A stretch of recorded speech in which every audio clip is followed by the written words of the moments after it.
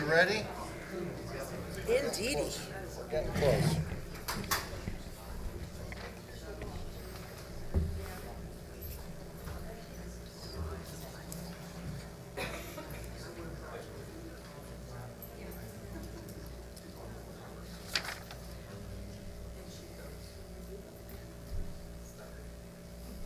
Couple minutes. We may draw bigger crowds, you never know. Wow. Are we streaming? We are. Just so you know, we are streaming, so it is being recorded, so be kind to your neighbor if you.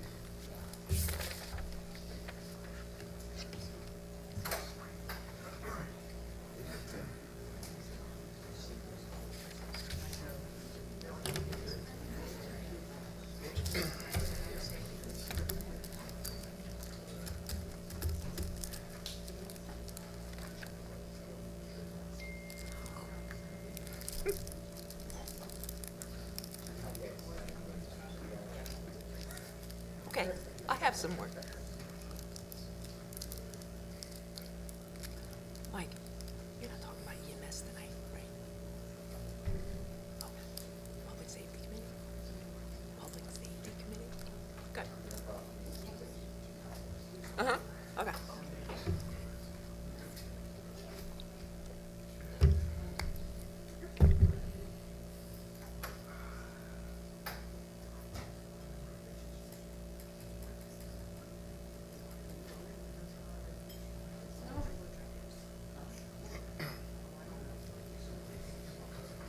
The suspense is killing us.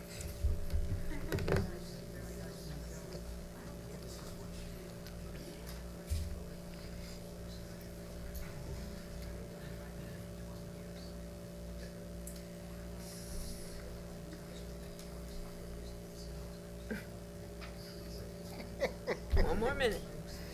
It's okay.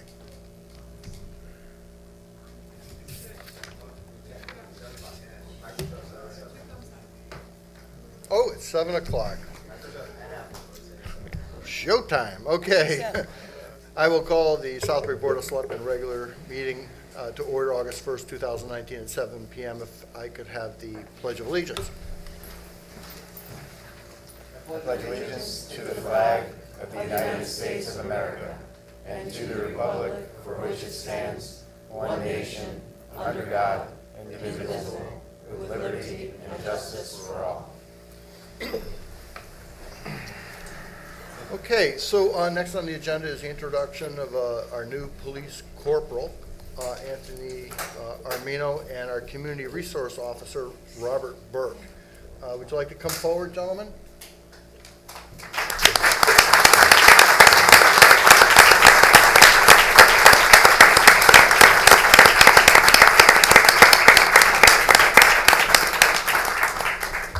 So the corporal's position was put out, and it was done through a transparent process. And the committee, the group recommended, and Anthony Armino, would you like to tell us how long you've worked for us? Sure. Thank you everybody for coming out. I really appreciate it. My family, friends. I've been with the town of Southbury 11 years now. I grew up here. I have a vested interest in the community, and I absolutely love this town. Thank you again for all coming out.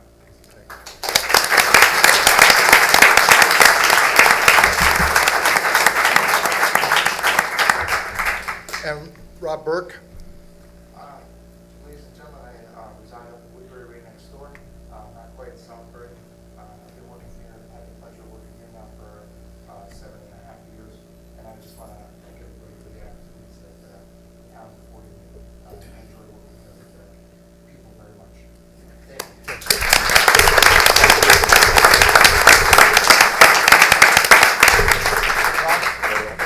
Appreciate the and that's we'll do a good job. As you know, we're down low on the ranks.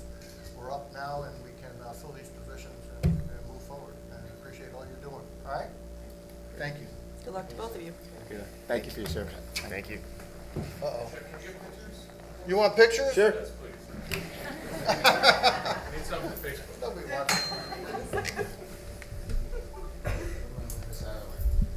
I knew I should have wore a suit.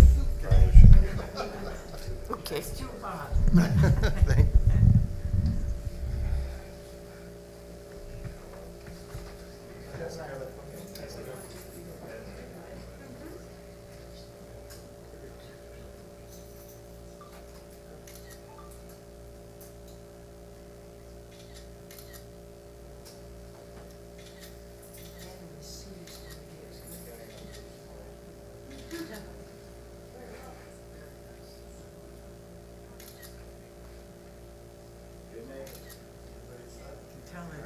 Really? There is one more?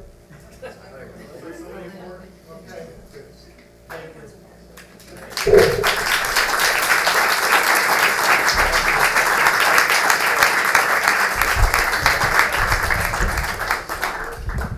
Don't break it, this thing costs like $10,000.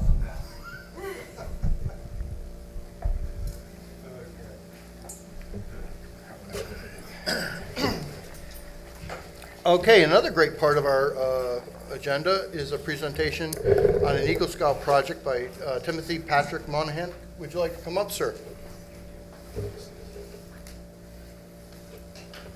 evening. You may want to adjust this a little bit. Let's try that. Hi there. My name is Timothy Monahan, and I'm a Boy Scout from Troop 1607, based in Southbury. And I'm here to present to you my Eagle project. Pictures are right there. Thank you. So my project is to build a bridge in Hidden Pond Park, and this bridge will be used to help Public Works better our park, as well as emergency response to maybe get out a injured person as they were playing frisbee golf, which is now a part of this park. And as well, it will be used by frisbee golfers as they need to cross the river, which is on their course. Now, my project, you can see some of the dimensions there, but it's a 22-foot long bridge. So, and this is Connecticut, so the ground is very rocky. So there's a special design I had to put in with digging just above the ground to avoid all the bigger rocks.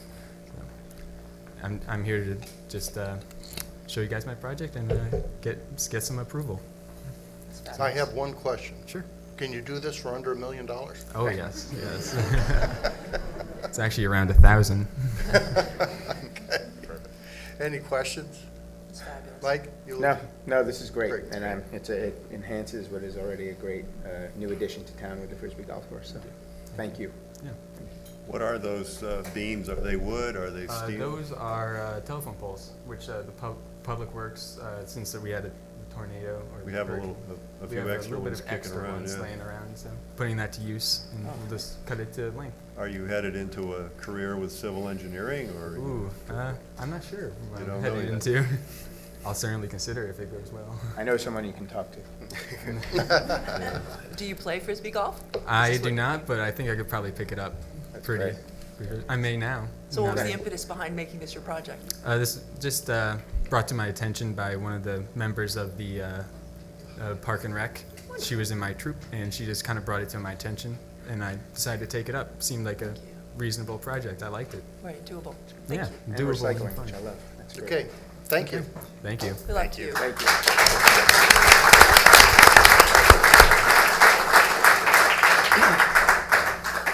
Okay, announcements and correspondence you have in front of you. Any question on that? What about public? Oh, sorry. Very miss. We're up to public comments. Just trying to skip that one. Any public comments? And the crowd leaves. Oh, my gosh. Any public comments? Yes. Barbara Wheeler, Heritage Village. Good evening, public servants. That is a gender neutral designation, and that's who you are. Thank you. And I also want to thank the Charter Revision Commission because they made these suggestions. And I've always been forward-thinking. I've always supported civil rights for everyone. And I think Southbury should be moved into the future because it is a wave. Thank you. Thank you. Thank you. Any public comments? Could you give your name? Sure. And your address? My name is David Short. I live at 71 Peter Road. I recently sent an email to the members of the board about a plan that the town is promoting to relocate above-ground gas pumps next to my house across from the Public Works garage on property that's used as a firing range. I'd urge the board, when it comes before a vote, to consider this deeply. I have had some meetings with the first selectmen and other town officials, and I understand that you've created a committee to look at the idea and look at the plan. I would ask that while the committee is looking at the plan, that you consider not doing any work like running the electrical to the property.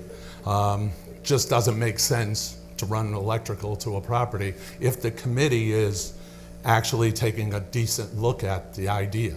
I've heard a lot about the safety of the project. I went up to the firing range the other day, and I just want to share some things I found with you. These are spent shell casings all over the ground. That's lead soaking into the ground. This is some more, oops, I'm sorry. As you can imagine, this kind of frustrates me, so just bear with me a little bit. But this is the spent shell casings soaking in rainwater. This picture shows the spent shell casings, but in the center of it, you see an unfired shell. I got you a better picture of the unfired shell.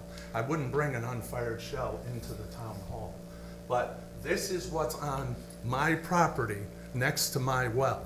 I was at this meeting 2 weeks ago, and some of your members were talking about if people dropped candy wrappers on the ground. That's what the town is leaving on the ground next to my property and my well. And they tell me that 20,000 gallons of gasoline above ground will be handled properly. I kind of doubt that. This is a danger, and it should be taken really considered when it comes time for this board to vote. 20,000 gallons of fuel is more than what took down the World Trade Center. You want to put it next to my backyard where my grandchildren play. You want to put it across the street from your radio tower that the police use. You want to put it across the street from the town's emergency generator.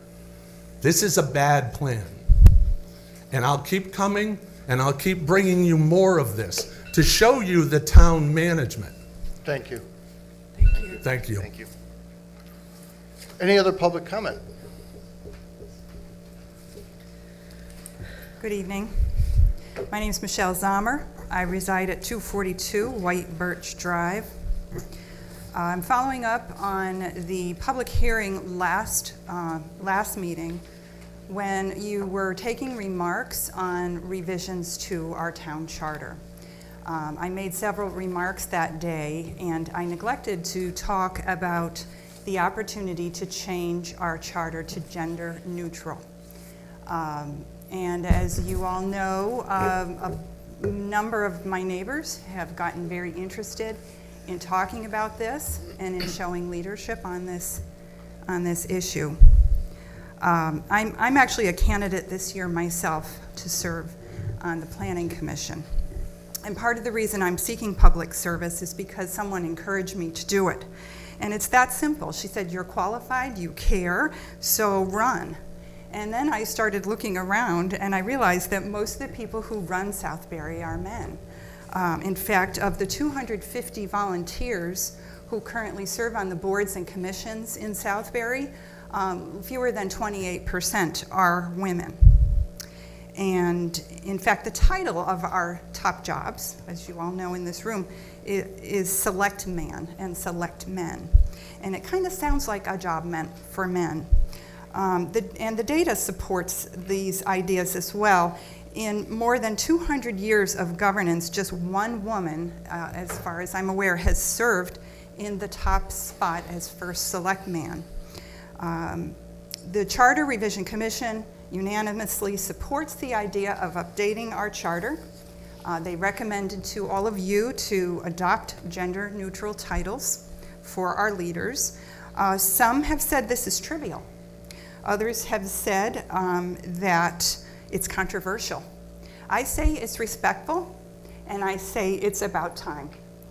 We need women at the tables where decisions are being made so that our government reflects our values and our priorities.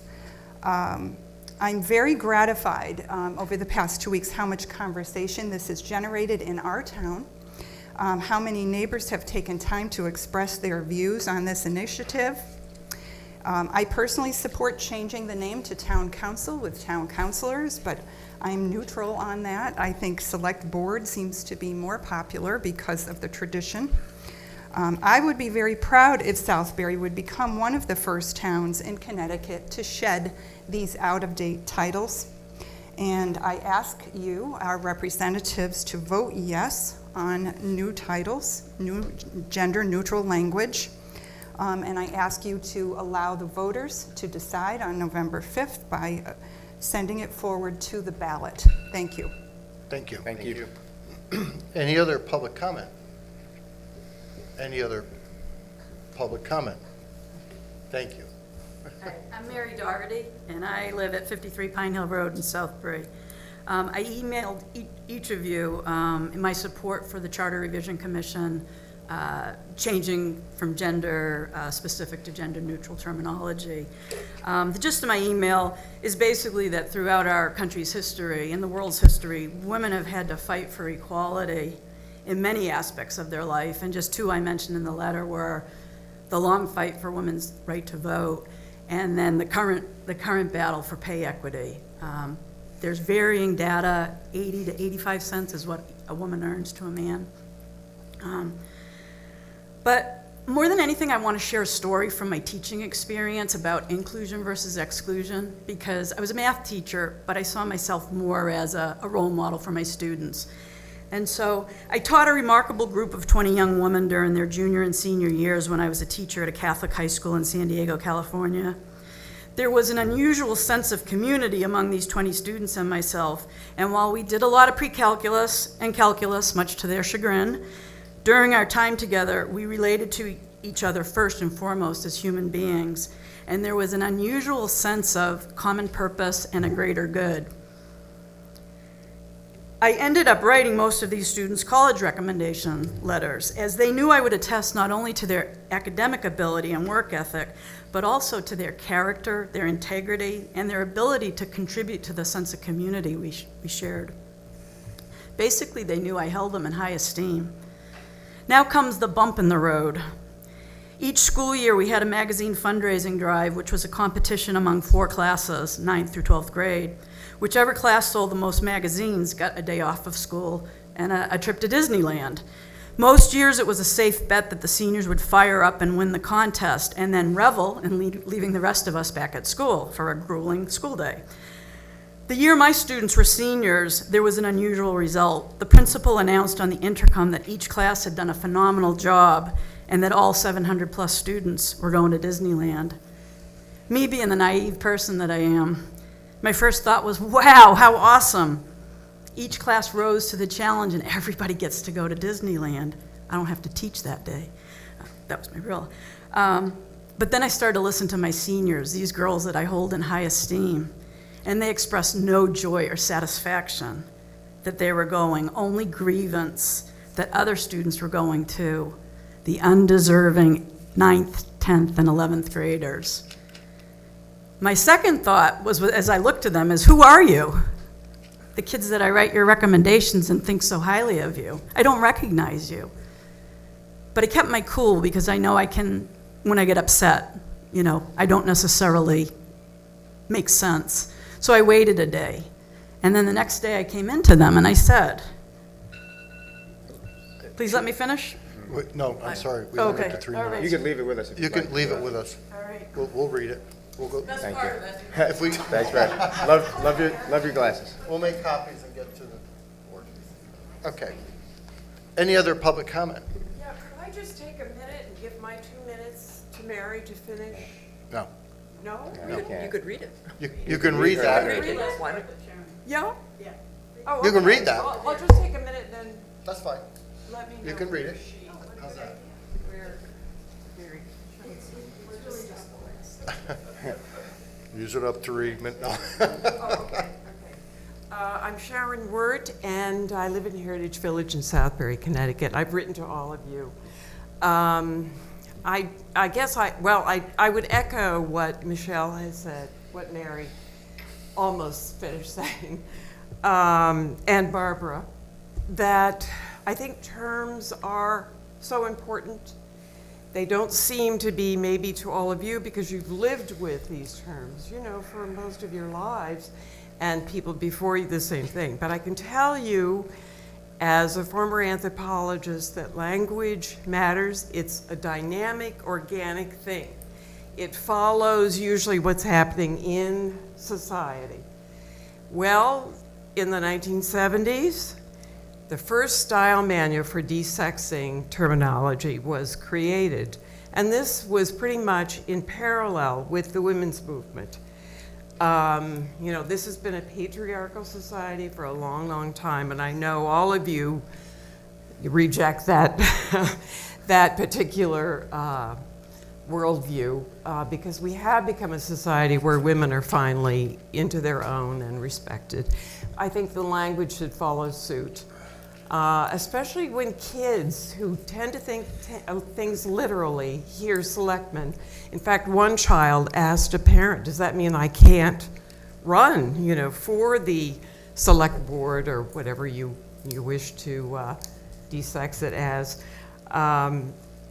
In any case, that's my stand, and I'm not changing it. I'll just read Mary's last segment. The next day I went in and shared with them my dismay about their response. I said the following: explain to me how your joy and satisfaction is diminished by the inclusion of others. And if inclusion really does diminish your joy and satisfaction, what does that say about you? More importantly, is that who you want to be? And she thanks all of you. And I thank you too. Thank you. Thank you. Thank you. Any other public comment? Any other public?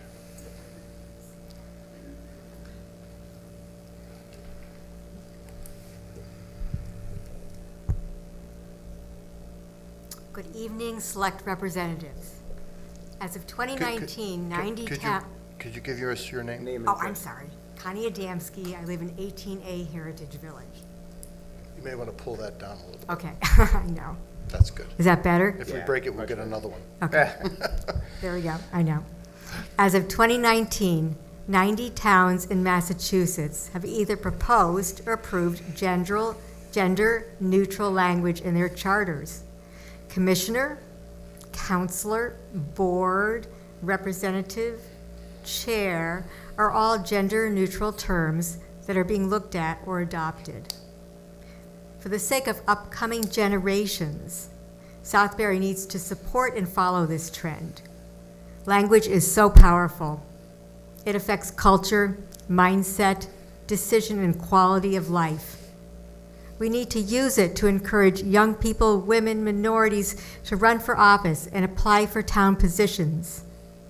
In 1937, Southbury stood up to the Nazis. We need to follow the spirit of this critical time in history and once again stand up for and do what is right. Support gender-neutral terminology in our charter. Thank you very much. Thank you. Thank you. Any other public? Yes, sir. Oh, yes, ma'am.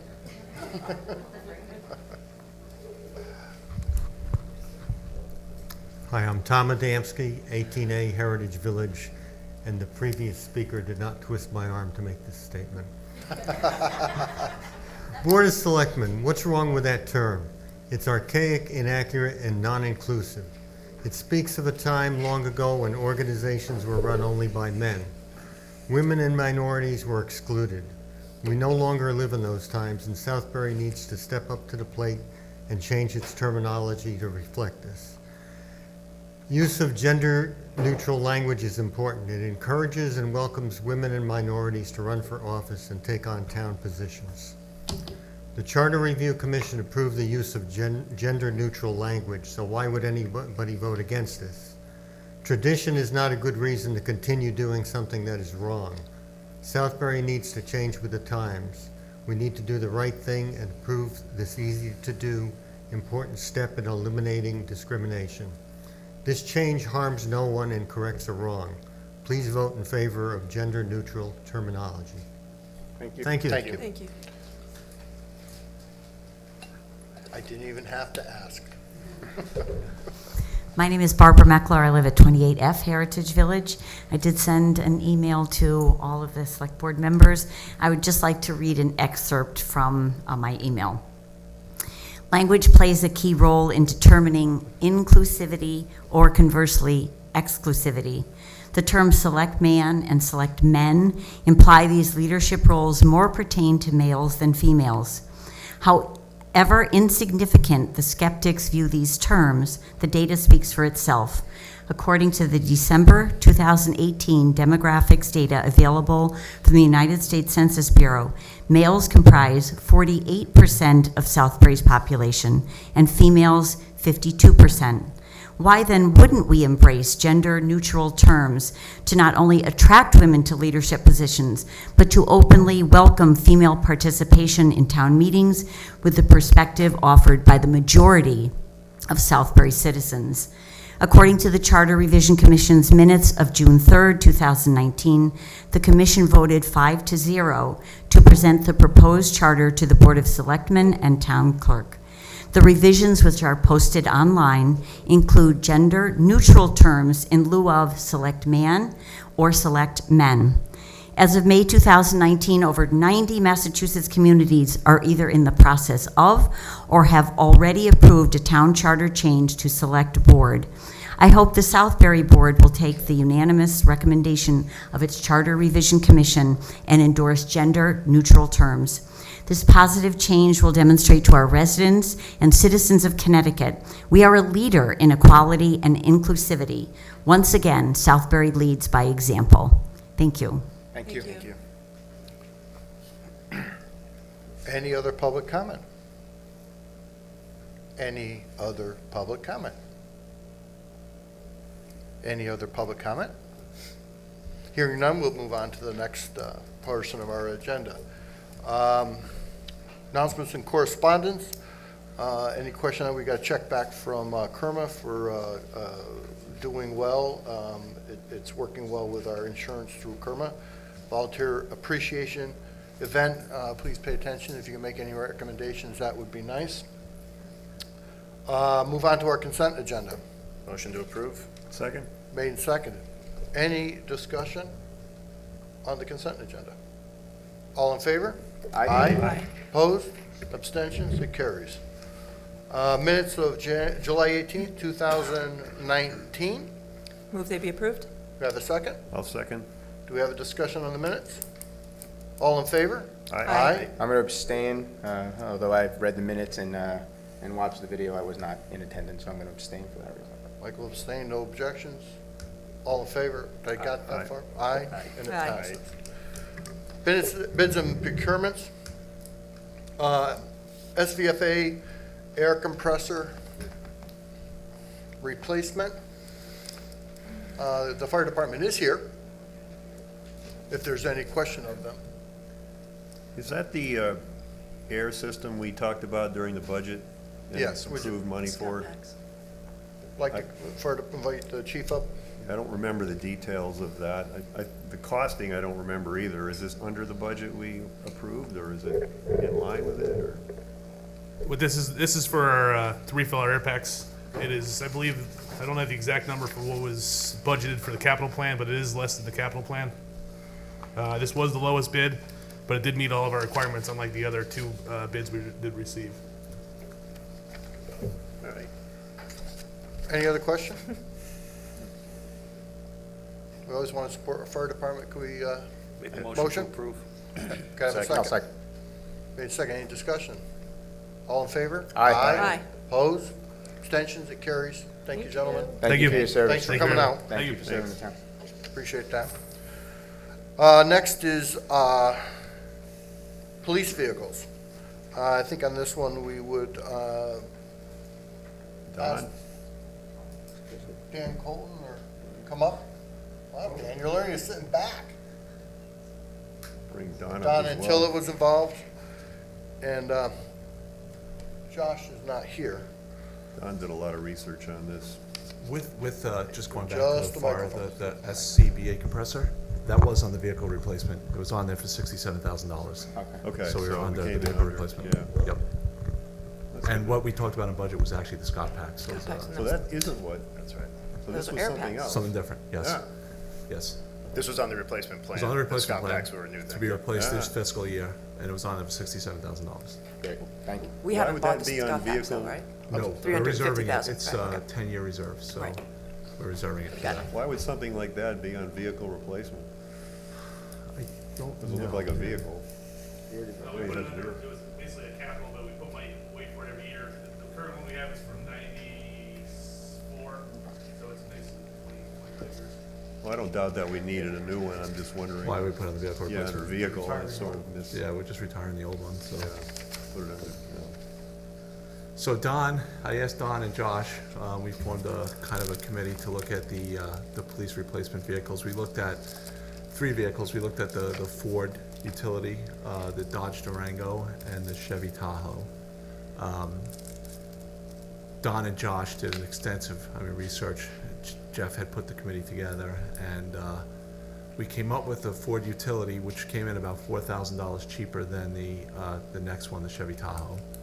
So Josh, Don, and Tommy Cromwell went up to Massachusetts, test drove the car on their track up there. We have 2 in the vehicle replacement for this year, so the 2 that we're replacing, we will repurpose into the vehicle. And the replacement value is about $105,000, so we're $767 over on the replacement right now on this line. Don, I'd ask you because one of the important things that you found about this was the rear crash That was safety, 75-mile-an-hour rating. which was something for the safety of our officers that Yeah, we the felt industry was. standard is 50, the Explorer is 75. And Ford had made some adjustments that we had found out in the research to the vehicles that make them even economically more practical moving forward as far as repairs and things like that that we had with the old vehicles that we won't have moving forward because the way the engine is situated in the car. I think Ford dominates the market for police vehicles, as far as I understand. As we went through the research, yeah, most of the towns and cities around the country were buying Fords. The 2020 is much improved over the previous. It is, Right. yes. It's quite different. Right. It's primarily rear-wheel drive, the transfer case, it's north-south engine, which means maintenance to the water pump, which is a typical wear item. Right. Is much better. That's why we brought Tom Cromwell up to Massachusetts, to look and Sure, see. I love that. You see anything that's a problem? And then we all got to drive him on the test course. Yeah, we wanted to make sure we tested all of them and made sure we got the right one at the best value for the town. It came to the fact that the Chevy and the Ford were very close. It's just the Chevy came in $4,000 cheaper. If you put the vehicles side by side. No, the Mean the Ford. Ford? I mean, the Ford, sorry, the Ford, sorry. Been working on this too long. The Ford came in $4,000 cheaper, so if we're gonna replace 2 this year, 3 next year, $4,000 per vehicle, it's a considerable savings. Adding up. And, if you look at the quality of the cars, they're pretty equal. I had a question on the engine. I noticed there was a hybrid engine option, but you guys went with the straight 6 gas engine. Any reason why? Is there a reason to go with a hybrid, even though it's more expensive? When we first met with Josh, the police weren't 100% comfortable since it's the first year that they're putting the hybrid Yeah, well, in the that's a police good reason. interceptor, so we didn't want to go with that one. It was the first year in the police car, Yeah. but there's a long history behind it. So it's not like new technology. But we felt that let's be cautious the first year. Let all of the other departments around the country be our beta testers, Debug the system. because there are attributes to the hybrid. 40% longer brake wear, better fuel economy. There's an app you can put in and calculate how much fuel you'll save, but we still felt let's be cautious in the first year and buy recommend the small engine, which still will take you up to 137 miles an hour, which is not something we need, but the point is that even the small engine is entirely adequate, as we all agreed when we drove them. And as we move forward, we will, find out, do a little more research on the hybrid, see how those vehicles around the I've country. heard there's a payback on the hybrid in terms of fuel efficiency and maintenance issues like that, so, yeah. Better brake wear. Depends upon, you put into the app your driving profiles, your police driving profiles. And if you want to use a round number, use about $3,000 per year, but still we felt, let's be careful in the first year and see how it goes. We always have the option in the next years to look again. And, I've been talking to Michigan, Massachusetts, New York, Baltimore County, and have very good relationships with them. So I'll keep up with them and say, how's it going? And if we think it's better for next year, then. If you guys want to see the extensive research that Josh and Don have put into this, we have it. It's a binder full of Don spent information. many Just- hours doing And it. I don't think we should belabor this, I just want to ask one more question. In terms of life expectancy, mileage, how many miles do we put on in a year? What's the expectancy? How many years will these cars service the town? I could indirectly answer, I think we have a 100,000-mile warranty on this. And I don't have the number, but we can get it from Josh as to what we put on the cars. We have a very long warranty that comes with it. That's great. The cars we're replacing were 2013. Okay. And they have, I believe, about 75,000 miles on them right now. And we're we gonna have repurpose actually them just into the fleet. repurposed. We're going to Yeah. repurpose them into other areas of the. Because there's still life in them. Absolutely. Right. We just repurposed one of the Crown Vics for use by Park and Rec. Great. So making use of them and move them around, we need them. Time to get Thank rid you of for all the work Hyundai, on this. Jeff. What's that? Time to get rid of that Hyundai, Jeff. I love that Hyundai. I love that Hyundai. So if we purchase these two, and then next year we do the other three, that gets us back in the rotation? It So gets us we're- back in the rotation that we have set, the vehicle replacement. Yeah, we've been a little behind with the replacement of the police vehicles for a number of reasons. One of the corporals that did this retired. Josh took it on.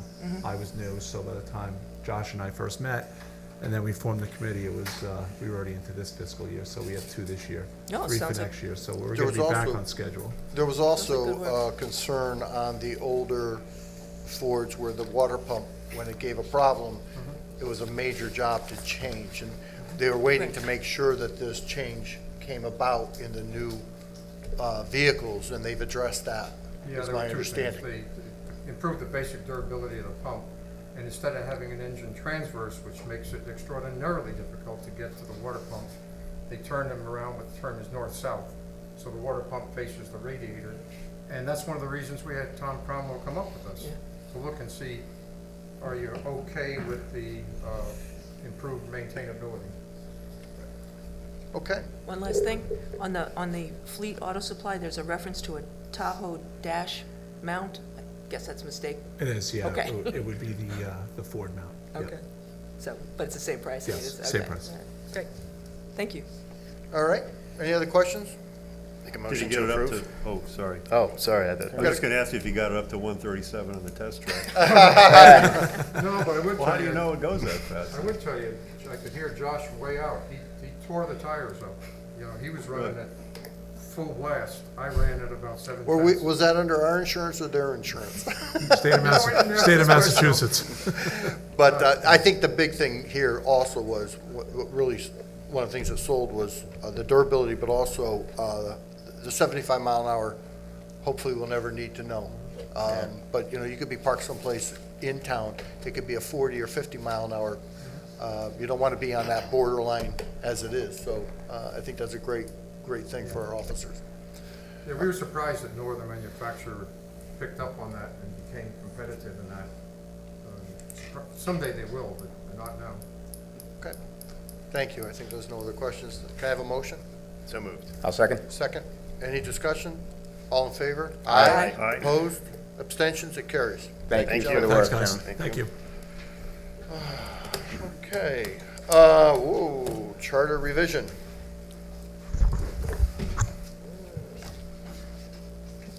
Okay, so we talked about the charter revision last meeting. This is why the news crew is here, for the charter revision. I thought it was for the police vehicles. I told them that we still have to send this off to have a meeting with the charter commission also. Did we schedule that? I know we were talking about Monday, right? There were 2 dates proposed. Yeah. Was there confirmation on that? Did we- I sent an email and said that we're meeting Monday and we want to meet with them. I don't think I saw that email. I don't think Did I it come to me? Just came to me. No. Did it go? Oh. No, we just sent it to Okay. him. But he's here, so if you have any questions. Ed, Ed, would you like to Thank come you, up? Ed. Would you come up? Not really.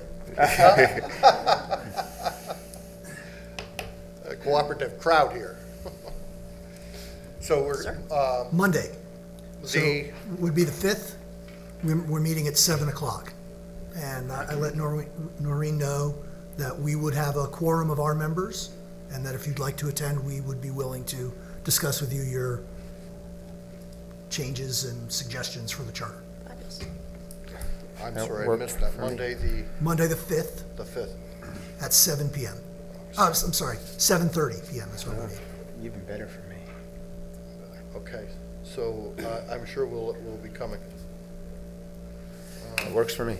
Why don't we make sure we have a quorum? I'm Yeah. available. I'm available. I'm available. I'm available. Justin, are you available? We have another meeting.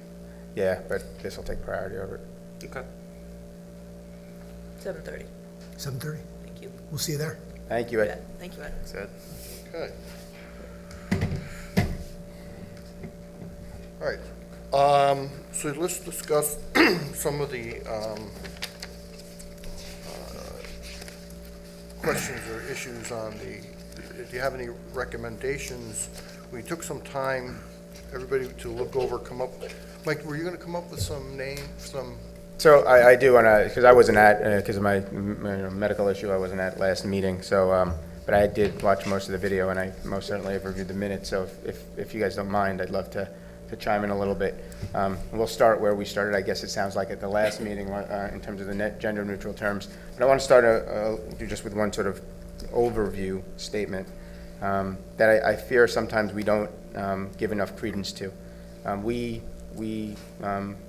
appointed a series of bipartisan neighbors of ours to serve on the Charter Revision Commission. They spent months and hours upon hours of their time working on this. They heard from the public at their meetings, and they came forth with what was I believe, a unanimous bipartisan recommendation to this committee. And I'm not saying that this process is, we should just say, sure. That's not how it works. That said, I think that when push comes to shove and we are unsure, we should lean back on those whom we entrusted with that recommendation and then let the people decide at referendum in November. So I'd want to start there. Starting with the gender-neutral terms, it has been both anyone who's on social media and certainly on Facebook has been following there are 3 or so town Facebook pages that have been both informative as a representative of the town, entertaining at times, and also somewhat saddening in terms of the lack of civility that often has taken place in some of those boards. And I hope we can continue to try to model a better civil discourse on that front. I just wanted to correct a couple of things I saw online and then share a couple of my thoughts. One is there was one comment about grammar and that the Board of Selectmen is already a gender-neutral term, both as a communications professional, but also someone who has studied the history of American cities, and I'll talk a little bit about that. That's simply not accurate. It is not gender-neutral. Human is not what man, and men is not the short for human. If we wanted to call it the Board of Humans, that's a whole different story. I'm not suggesting that. But I think. Select humans? Select humans, but I think that's it. Like I said, the chosen one. So I think that's important. That's a minor issue. The second point is there's been conversation about, we have very serious issues we should be assigning. Some that are addressed in the charter revision, some that are serious town issues that, that have been put off for too long, or that we simply haven't gotten to in our almost 4 years together now. But the fact is that this is the time for us to be discussing this every so often. Per our charters, we review the charter, and this is absolutely the right time for us to be discussing all of these issues. And also, we should be able to juggle multiple things and get many things done. That's our job as elected officials.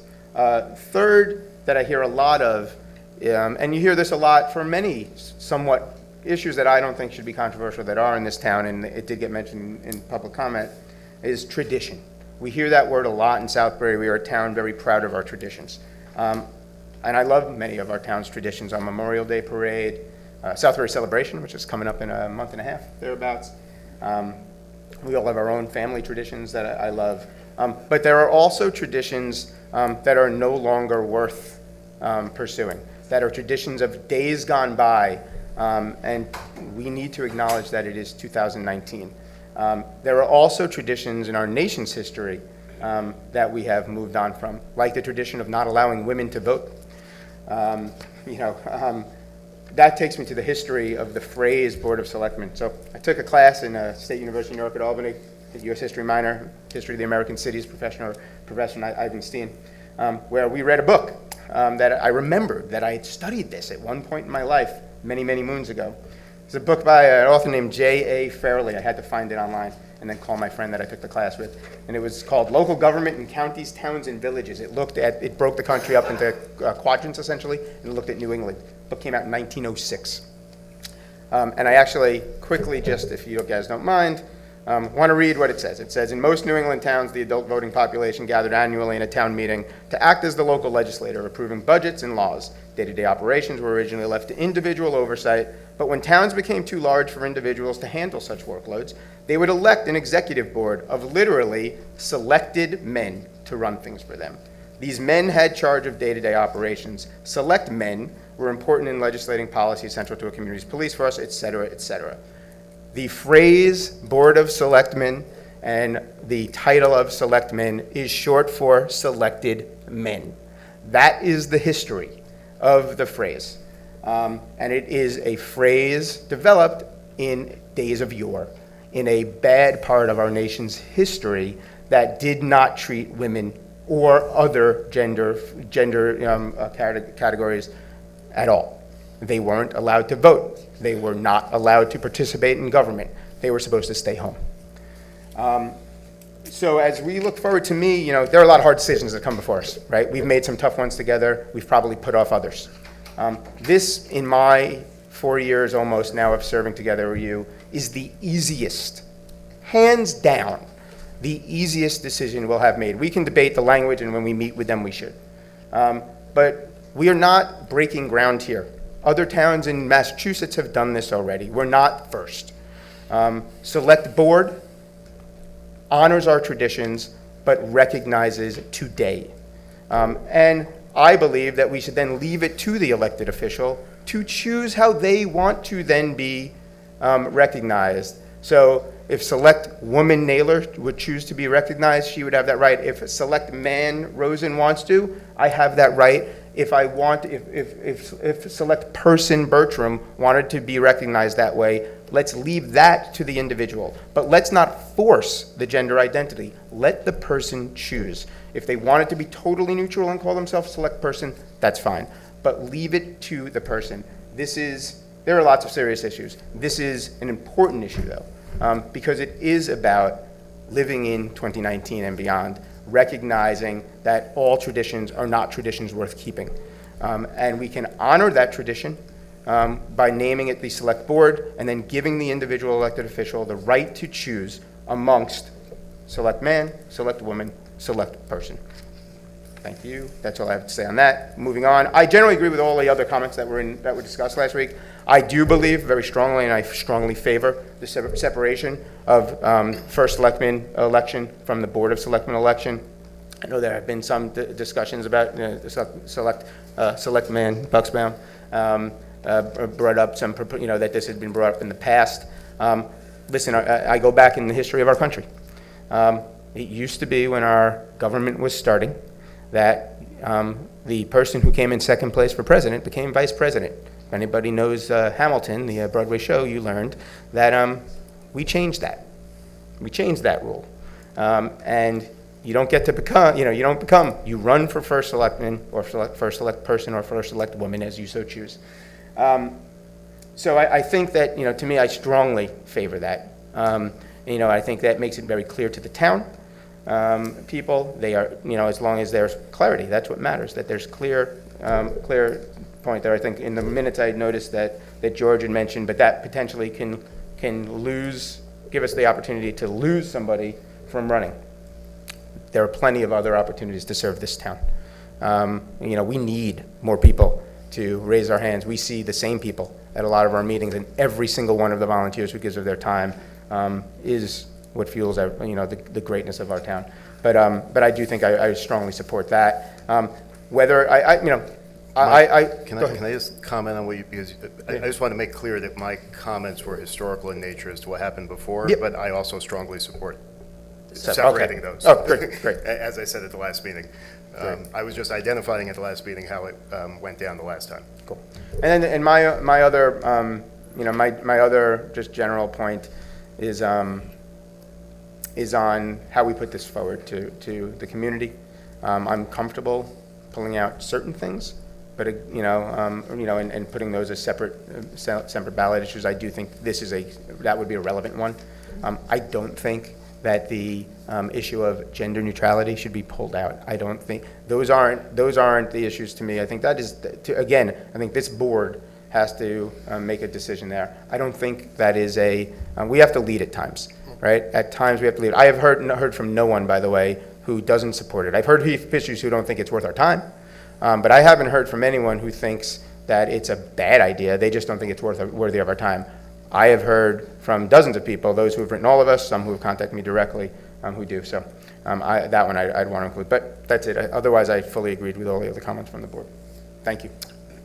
Okay. I think part of the thing we were looking for is not necessarily, I think we were also grasping for the proper wording if it was to make it, what's it called, roll off the tongue. Is kind of what we were trying to come up with. So anybody else want to? I'd like to speak. Yes, you may. To a couple of the points that Michael raised. As the only female selectman, I believe I'm entitled to my personal preference, and I've written a little statement here. And it is an honor serving Southbury as a selectman. The title did not deter me from running 4 years ago, 2 years ago, or even currently in the election cycle. The title selectman has not deterred two females from both political parties to run as selectmen this year. Nonetheless, I have heard the urgency and the appeal from all of you, and I actually did my own polling of friends. Some said, yeah, we should absolutely do it. Others said, why are you even addressing this now? And now's the time because we're reviewing the charter. But what was most inspiring about all of this over the last 2 weeks is the conversation that's happened. It's been disagreement on a topic that we still discussed civilly and to the betterment of our community. So that raised awareness, which is really healthy. So given the numerous appeals that have come from both men and women, even when they're not forced by their wives, I'm inclined to recommend, actually, contrary to Selectman Bertram's comment, to separate it out and let the voters decide. But I want to talk about it, hopefully. I assured Michelle when she and I spoke earlier that we would have a healthy conversation around this, and I think this is the beginning to it. But I am in favor. I don't think it should be limited to the six of us. I think it should be opened to the greater community. And I will end in the fact, though, that it is driven by state statute. So it is a legitimate first selectman, board of selectmen form of government. So any change, should we do it, would need to be led by our town attorney. Okay. Jennifer, what statement did I make that you're referring to? I'm not sure what it was. You said select. I think you meant me. I think you meant Oh, I'm sorry. select I'm person. sorry. raised. I I'm meant- just trying to think, because I also favor pulling it out and putting it on the ballot. I've had comment, like you, pro and con, and I think it would be good for us to let the people decide this issue. I have a personal preference, but I don't even think that's important. I think we should let the people vote on it as a separate issue on the charter. I am concerned somewhat about the state government and how they perceive these kinds of changes. I know in Massachusetts, when a town decides to change the name like this, they have to get approval from the state legislature. I don't know if that's true in Connecticut or not. Very few towns in Connecticut have made this kind of change, so I don't mind being the first. And I'm not opposed to doing this. I just would like to give this choice to the people and let them vote. That's how I feel about it. But I'll say one more thing. I think we do owe the people an option of a name. I mean, just to say gender neutral doesn't mean anything. We need to tell them what it is. I've heard board of directors as being kind of a popular one with a few people. We could be directors. I don't know if that's anything you like or dislike, but I don't know. I've said it. It sounds, select board, it's gender neutral for sure, but it also sounds impersonal. It's kind of we're awkward people. sounding. You know, we are people. So I think we need to come up with some. But it's, but I mean, go ahead, Give me Charlie. just a minute. Yeah. Jason, Sure. I'll get back to Yeah, you. no, Excuse me. I spoke on this last time, and I agree with what's been said so far. I mean, I think we should allow the people to decide. I think as to the name of our body, you know, we sort of had an open discussion last time about whether it should be select board or something else. I personally haven't come up with anything better in the last 2 weeks. I don't know if anybody else has. I think we all all of our comments were very similar 2 weeks ago. So, you know, those are available to the public to review. But when it does come to, you know, if we're going to change the name of our governing body, I think that should be a separate question on the ballot for the people to decide that. And I think the people should be able to decide the entire issue. So I'm certainly going to agree to move that forward. Commenting on, you know, Mike had mentioned some of the Facebook posts and stuff, and I would like to actually comment on that because some of it has been saddening.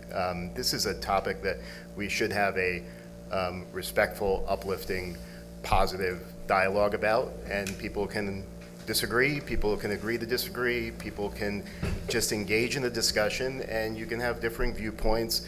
And some of the discussion I've seen out there has been very personal and really not becoming of the topic. I think we should have positive, respectful dialogue on all the topics that come before us, and you know, this is one of those topics. So that's where I am. I think, you know, for purposes of tonight, one of the things we need to do is we need to make recommendations back to the Charter Revision Commission to sort of keep this draft report open for a period of time. And as to this issue, if we don't have a recommendation on a different name or something, I think we should at least send some sort of recommendation back to keep the issue open for purposes of our town attorney identifying what other language would need to be added to the charter to ensure that if the name is changed to select board, it still comes with all the rights, responsibilities, obligations of what is referred to in our statutes as Board of Selectmen. And first selectmen and whatnot, because there's different forms of government that we could have. Some people mentioned council and whatnot. That's actually an entirely different form of government. It's not just a name. You have a mayor and a town council. You have a board of selectmen and a first selectman. Some towns have hybrids. You know, like Newtown, they have a board of selectmen and a legislative council. So names are important in that regard. So I think we do need to send some sort of recommendation back to have further discussion with town council to include in here whatever language is needed to be included in the charter so that we aren't changing, we're just changing the name. We're not changing what that means for purposes of our government. To that point, I think you're right, Jason. I think it's also important that when someone, if they read the type a name that refers to a type of government, the expectation of that person reading it may be that it's not the type of government they had expected by that name. So we want to be careful about that. Justin? I'm just going to expand a little bit on my comment last time about, we've seen this one before in this town. It happened in Heritage Village. 4 women came forward and said, it's not right that we have a men's club and a women's club, and I pay condo fees and I can't go into that building over there. So it was a little bit more than just titles. But, for those of us around that were here 12, 15 years ago, you may recall what happened. Those buildings are not called the Men's and Women's Club anymore, and Heritage Village Master Association is a lot lighter in the wallet for all the legal fees it took to get that cleaned up. So there's another component here. I don't think anybody's gonna sue us tomorrow over this thing, but, again, I am for this. I said that last time, and if the majority thinks we should break it out, that's fine. Personally, I think titles are something we can handle ourselves. There's other questions I think that should be broken out for the public's review. That's all I have. So I think what I'm hearing is we'll talk with town council. I'll get a hold of them about the legal wording to make sure we stay within our rights. That may be a reason why more towns in Connecticut haven't made the change, because of that. It's simple language, though, instilled, the same powers as are instilled in the Board of You just Selectmen. need like a Yeah, catcher, it's- you need like some, A you might connection, need a connector. some sentence in there that just says, the select board shall Well, have like all the as rights a and Board of obligations as set forth in Instilled. general statutes, whatever. Yeah. So, but our board is not capable of making any changes to this. That all changes have to come from the Charter Revision Commission. So I'd like to make a motion to recommend to the Charter Revision Commission that they include any additional language that town council may recommend to accomplish the result of changing the names in the manner in which that they've proposed. Second. Made and seconded. Any discussion on that motion? I do. Mike? I've been acting under the assumption, and I know what my grandmother used to tell me about assuming, but all the time that the entire revision recommendation that we so choose to put forth would be vetted by town council to assure that it's up to legal muster.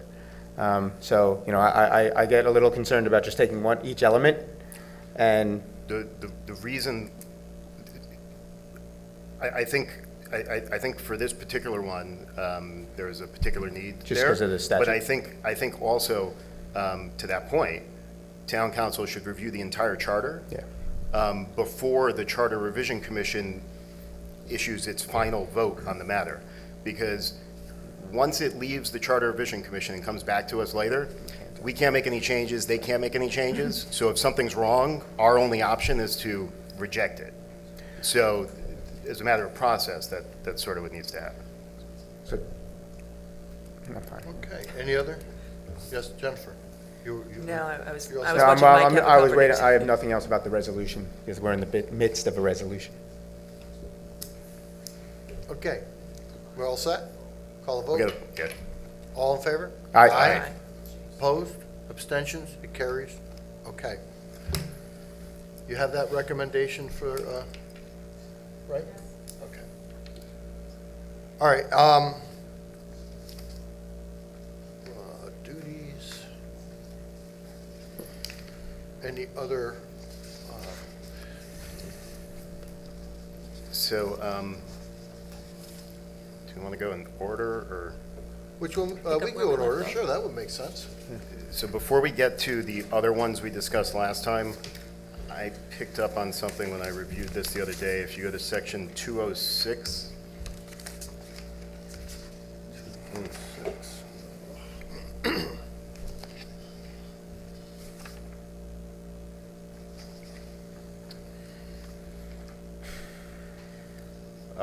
Nomination of candidates, the Charter Revision Commission proposed to add section 9-381 of the statutes, saying that nomination of candidates for town office shall be made pursuant to that section.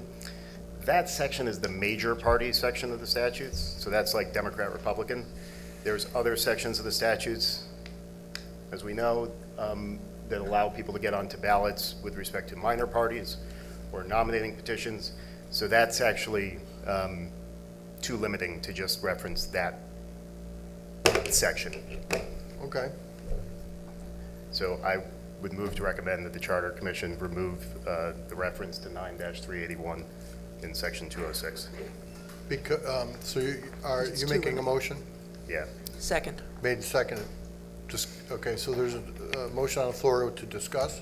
Yeah, so it's a question, would it be to remove it or to amend it to be all-inclusive of the proper It could be, so the way the current statute, charter reads, it's just the general statutes generally. Okay, Like you of the nominate general it. statutes. So by adding that section, it's very limiting to excluding. just one. You're excluding all the other options. So if you remove it, it's more. That makes sense. Okay. If you wanted to do something like more specific, you would say, I guess, under Title IX of the general statutes or something like that. But that's for the Charter Commission to decide. So could we read back the motion? Like, make a motion to recommend to the Charter Revision Commission that they remove the change to section 206. And then I seconded. Seconded. Any other further discussion? All in favor? Aye. Aye. Opposed? Abstentions? It carries. Good catch, Jason. All right, what's next in the order?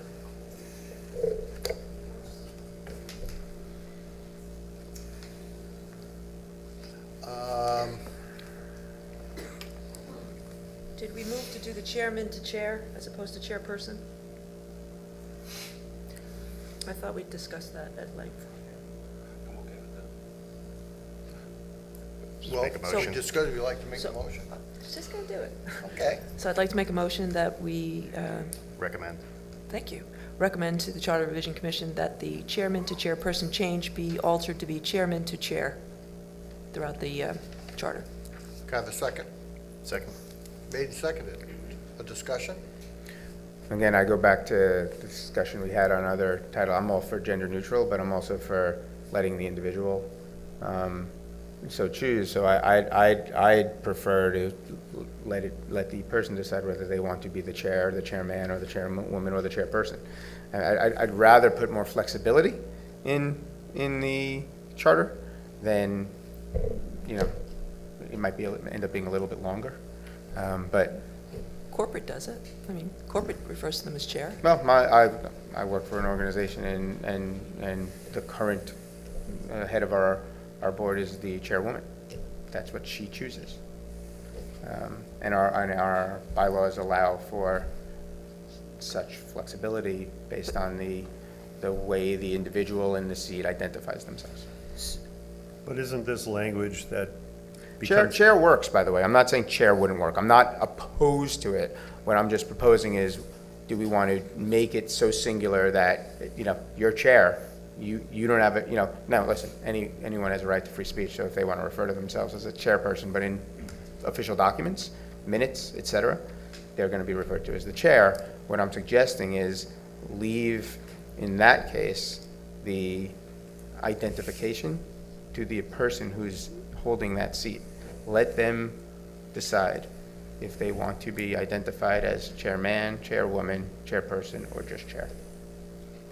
I just think it's efficient to go to chair. I don't disagree, by the way. Like I said, it'll save us pages if we have to print out the charter, but I'm just, again, I think in terms of flexibility and in terms of being respectful of people's, how they choose to self-identify, having that flexibility, and chair can be one of them. I'm just saying, like I said, like I would consider myself, if this ends up passing on the select and we all have a chance to be here again, I would call myself Selectman Rosen, because that's an accurate way to identify myself. And so I think leaving it to the individual allows them to have control over their identity. So. Any other discussion? Call the vote. All in favor? Aye. Opposed? Abstentions? It carries. We got through one anyway. Okay. Change term of first selectman, board of selectmen from 2 to 4 year. I'm hearing from, Well, hang on, the he, she, they, I have an issue with that, just that it's awkward and it's gonna be just very time-consuming and clumsy to be typing that in all the time. I would just, I like what Jennifer had last time. She had the S in parentheses, and I would go with that as opposed to this, but that's sort of up to. And again, and what you I'd guys say wanna it's do. 2019. This isn't new anymore. This is pretty standard. Corporations are doing this all over the country. People are putting their personal pronouns in their signatures and identities, so people on the receiving end understand how they prefer to be identified, and he, she, they provides that flexibility for the individual to have control over their identification. But when we're writing things, we're not You see that? writing about a specific person. We might be Sometimes writing we are. about He's- a If more we're writing generic- notes, wait. but if we're writing notes, Wait, go ahead, George. Yeah, I'm just saying, when we're writing documents and things that are laws or ordinances, whatever you want to call them, they're not written about a specific person, they're written about a generic person. And that's what I'm worried about, is you want to say, yeah, okay, you want to be a selectman, but what if the next person that takes your seat wants to be a select woman or something else? and that, Mike? We need to be more general in these words so they cover more ground. right, and he, she, they does cover more ground. He, she does not represent how human beings identify themselves in 2019. And frankly, it's not how human beings identified themselves decades ago. We're just catching up as society to this, and this isn't new. He, she, they is becoming the norm. And now we could, next round of charter revisions, decide to go back and do this, and everyone else will have done it by then, or we could simply go with the tide and let it. And I mean, and if it's in terms of efficiencies, we're talking about 5 additional keystrokes when we're writing notes. And I think those 5 additional keystrokes are worth giving another person the self-respect and the general respect of how they so choose to identify themselves. So let's give just an example. If someone's writing up minutes, initially it might say Selectman Rosen was talking about the he to he, she, they issue. But then it's not going to say Selectman Rosen then said, it would say he said, or he, she, they said. But it should be up to the person. Individuals who serve our town should have a right to identify themselves the way they so choose to be identified when it comes to personal pronouns.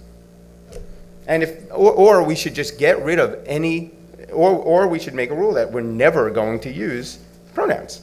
We're just going to use formal full titles, which that is not reasonable. So that's my, this is, I mean, again, I don't understand the reticence to do something that's taking place all over the world. I'll be honest with you, to me, I'm okay with a few extra keystrokes.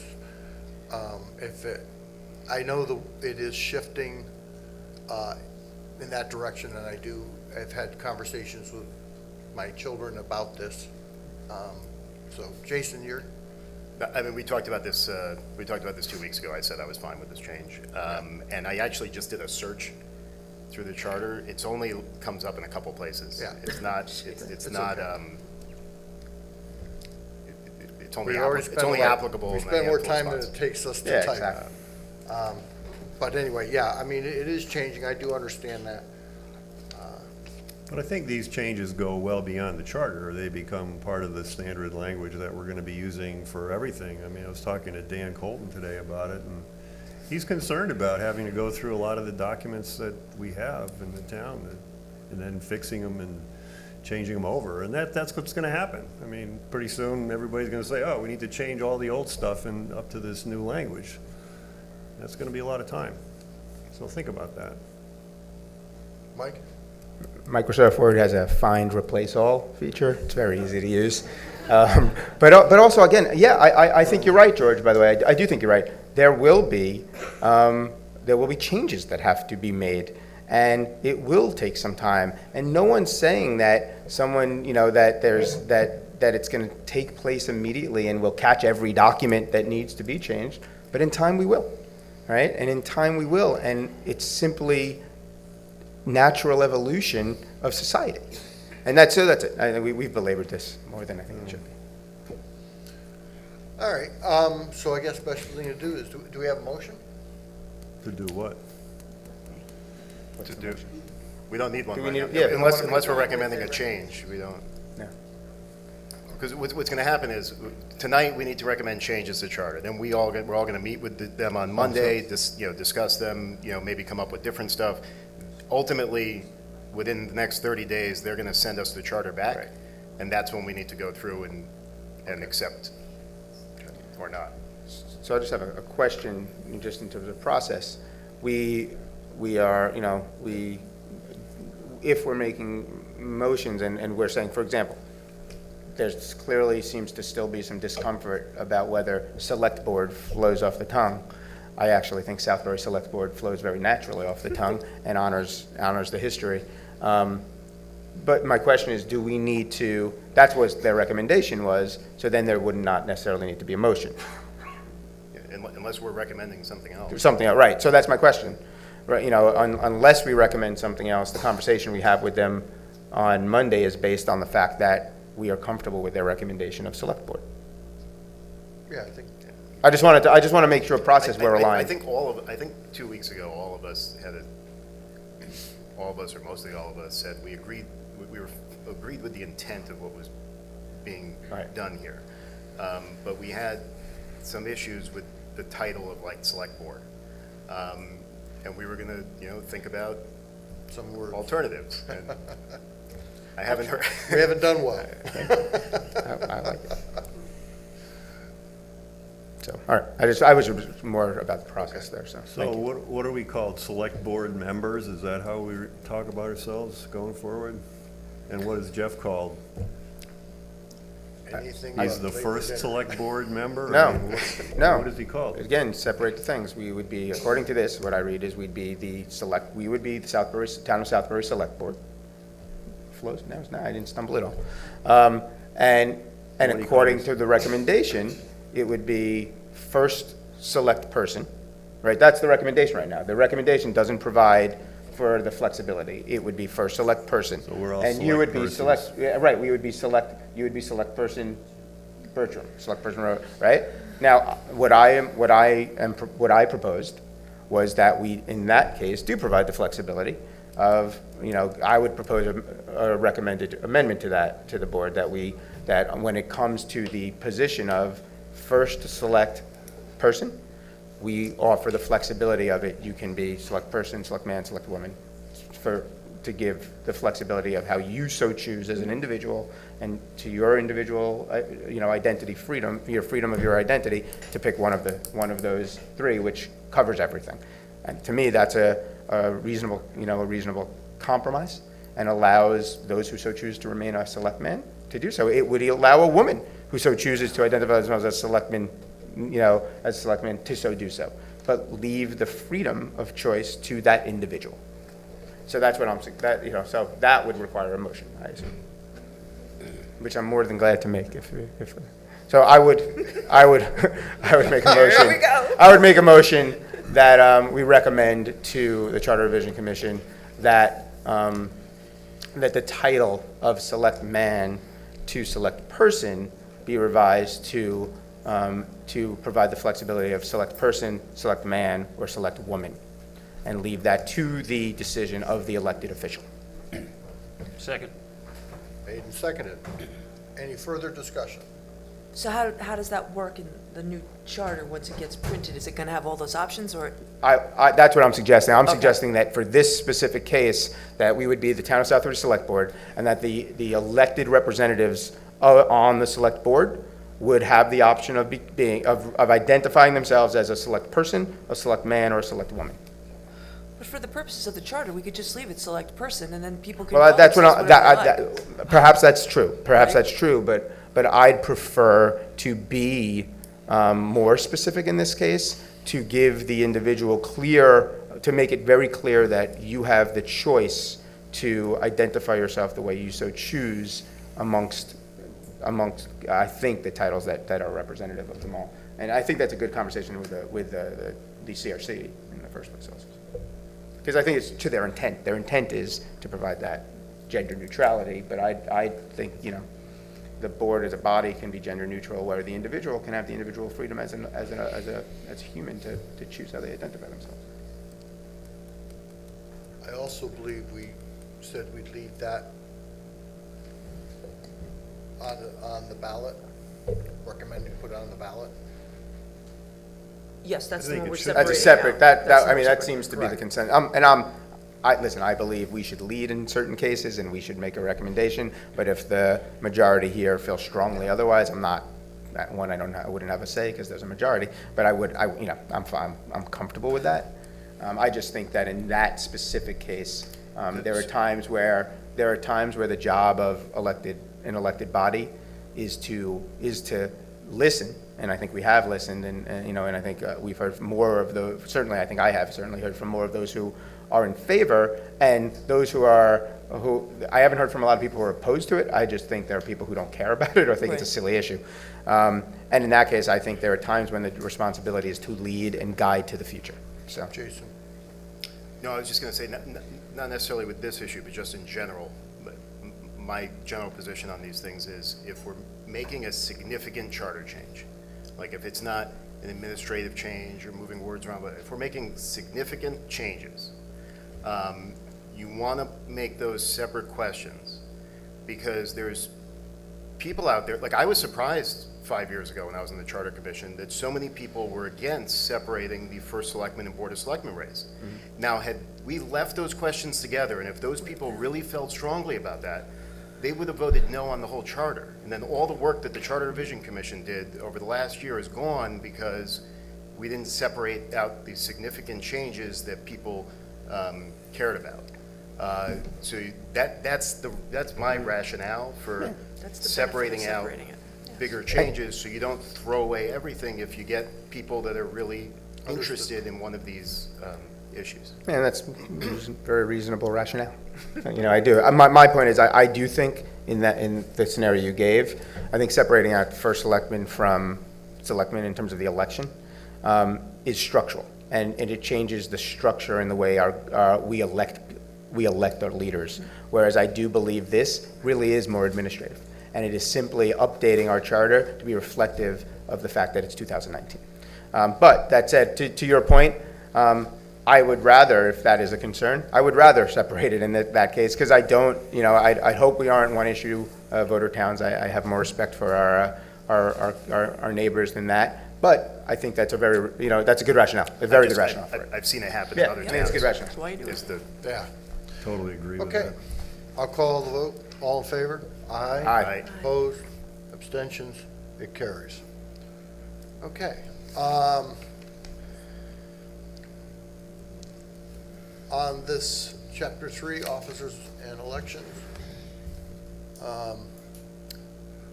Seems like 2 years is the most popular option from what we've heard. Yeah, I wasn't here last time, but I have not heard, personally, I am actually in favor of it, but I have not heard, this is one scenario where I have heard lots of voices opposed to it, and I have not heard many in favor of it. I have my rationale for supporting it, but I think, and part of it is also that a bipartisan unanimous group of volunteers suggested and recommended it. But that said, in this case, I think the town chorus has been pretty loud on this. Stick with it 2 years. so, Again, other option is to separate it, and again, put it to the people. I'm always in favor of that, by the way. I'd rather give the electorate as a whole the opportunity to do it, rather than going back to, if we are separating things out. If we've already made a decision that our recommendation is going to be to separate out the title portion, I would then again say for a very similar reason, put it to the people, let them decide, and separate it so they can vote certain things up and certain things down. You are truly the first person I have heard, other than the Charter Revision Commission, who thinks that 4 years is a good idea. And I've heard I'll a explain. lot. I talked about this early when we were first going through the commission, but just for the record, the reason why I'm supportive of it, or I would be supportive of sort of a compromise of 3 years, where I do believe that 2 years is a difficult amount of time to get meaningful work done. And I think in our scenario, we were a good case. And I'll be frank, I was disappointed in the amount of work we got done in the first 2 years of our service. I think we didn't do as good a job as we could have as a group to move things forward and get things done. And I think part of that was there's a 6-month to 8-month learning curve, all right? And the simple fact is also that whether we want to acknowledge it or not, it feels like every year silly season starts earlier. And that also, I mean, we could say, oh, that's not the case, and we have always been collegial and cordial, and we've generally found some room for compromise, which some think is a dirty word. But the fact is that that leaves suddenly you're at 8 months, and you get distracted, and life, and let's all remember, beyond our first select man or person or woman, we are volunteering the time we use. We have jobs, and we have kids, and we have lives outside of here. And so it's hard always to focus as much time as we'd like on getting things done. So that's my rationale. But like I said, part of our job is to be the voice of the people. Sometimes you lead, and sometimes you really have to listen. And in this case, I think the chorus has been very loud. But again, I'd rather in this case put it forth. Let the people decide on the ballot. I don't believe there's an additional cost of having one extra question on the ballot. If there was, I think that's a legitimate conversation, by the way, because I think we have a responsibility to the taxpayer. We're going to lose interest. People are going to there's going to be a survey. They're going to come to the ballot, and they're going to go, it's just going to be a survey. Well, it depends. That's the question. And that's sort of, I think, the discourage balance you people have from to voting. find between if you pull too many things out, suddenly they're in the booth for 30 minutes. How many questions were and on I the get that. ballot 5 years But- ago? Yeah. There were just 2. 2. But right now, Maybe right now, the remember, attention span of the there's- voter will be 2 right. or That's 3, the question. I think we ultimately do need to decide though on that front. But I think that if we are separating certain things out, again, I'm a let's let the people ultimately decide, and if they vote that down, and I don't think one additional question necessarily is going to turn them away or turn them off. Alternatively, pick up on something you said before about how sometimes we have to lead. I think this might be an area that we have to lead. We had an extensive discussion 2 weeks ago. All those comments are available. I mean, I think accountability is important. I think facing the borders is important. I think 2 years is right. And we haven't heard a single comment in favor of a 4-year term. So I think if we're in a position where we feel very strongly about something, I'm fine with rejecting it. So My comment would be that, I understand both the difficulties of a 2-year term and what could potentially be the benefit of a 4-year term. But when I look at these, I also say to myself, where are we now? And how bad has it been? Has it worked? We have a great town. We've done many good things. I don't know if we think other towns have done better because they have a 4-year term. I don't know if that's, so I'm looking at historically what we've been doing. Are we getting where we are? Have we been working it out? We've been getting where we are. So I would be in favor of rejecting this. Because I've not heard anybody from the public saying they would be in favor of a 4-year term. So, Justin, you seem like you're. I stated my thoughts last week pretty clearly. I thought there would be support for going to 4 years or maybe a compromise at 3. It's clearly not presented itself. I'm more than happy to make a motion that we recommend to the board of, or the Charter Review Committee that we remove section 202A. Second. The changes to 202A, right? Not the whole thing. These, I don't know what All the those next page changes is, go away. but these. These, There's no form of government any longer. okay. Deals with the name. Made and seconded. Any other discussion on it? Yeah, the one thing I would say is, again, and I'm comfortable with the discussion. I'm glad we had it, by the way. But I will say there were 5 citizens who did favor this. They were the 5 citizens who were the members of the Charter Review Commission, and let's not forget that. We didn't hear from the public, but they are part of the public, so. I said Well, I that, mean, 5 and you. Yes. And as part of, And me. and as part of this process, we're making recommendations to right- them. We're gonna go meet with them on They don't have to Monday, accept it. and they may give us all of their rationale, and we may, we're obviously, this isn't the end of the discussion here. This is a continuation to the next step to continue the discussion. Okay, a call to vote. All in favor? Aye. Opposed? Abstentions? It carries.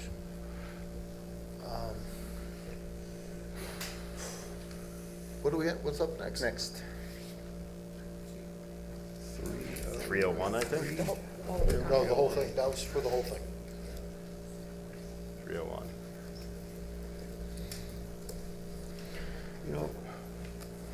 My concern with this one is that, Can you go back, can you go back a page? Yeah. Yeah, that's right. Is- The next page. Yeah, so the next, yeah, this page. So 301, you were gonna get language from Jeff Tinley on that? I think we did. On 301 composition? Yeah, so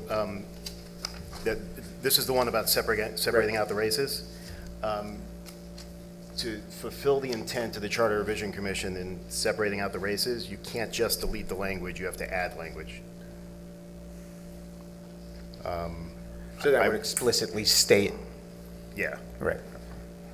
If he did, I went through his, I don't know if he gave you a draft. I did go through his email and put something No, he's together. not giving but- me a draft. Okay, so, Betsy, can I email you this? Do you have your email? No? All right. So I circulated to everyone 2 weeks ago Jeff Tinley's email to me, just trying to open up document.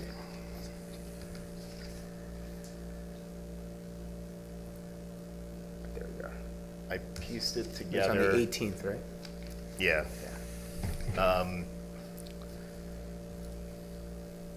So if you have the charter open, if we go to section 301.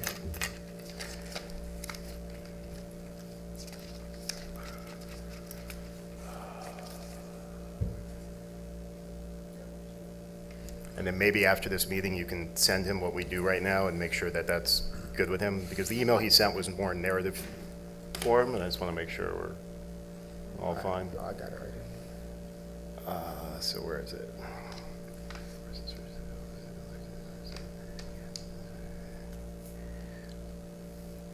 So the language they took out, the votes cast for the unsuccessful candidate for first selectman shall be counted as votes for him or her as member of such board.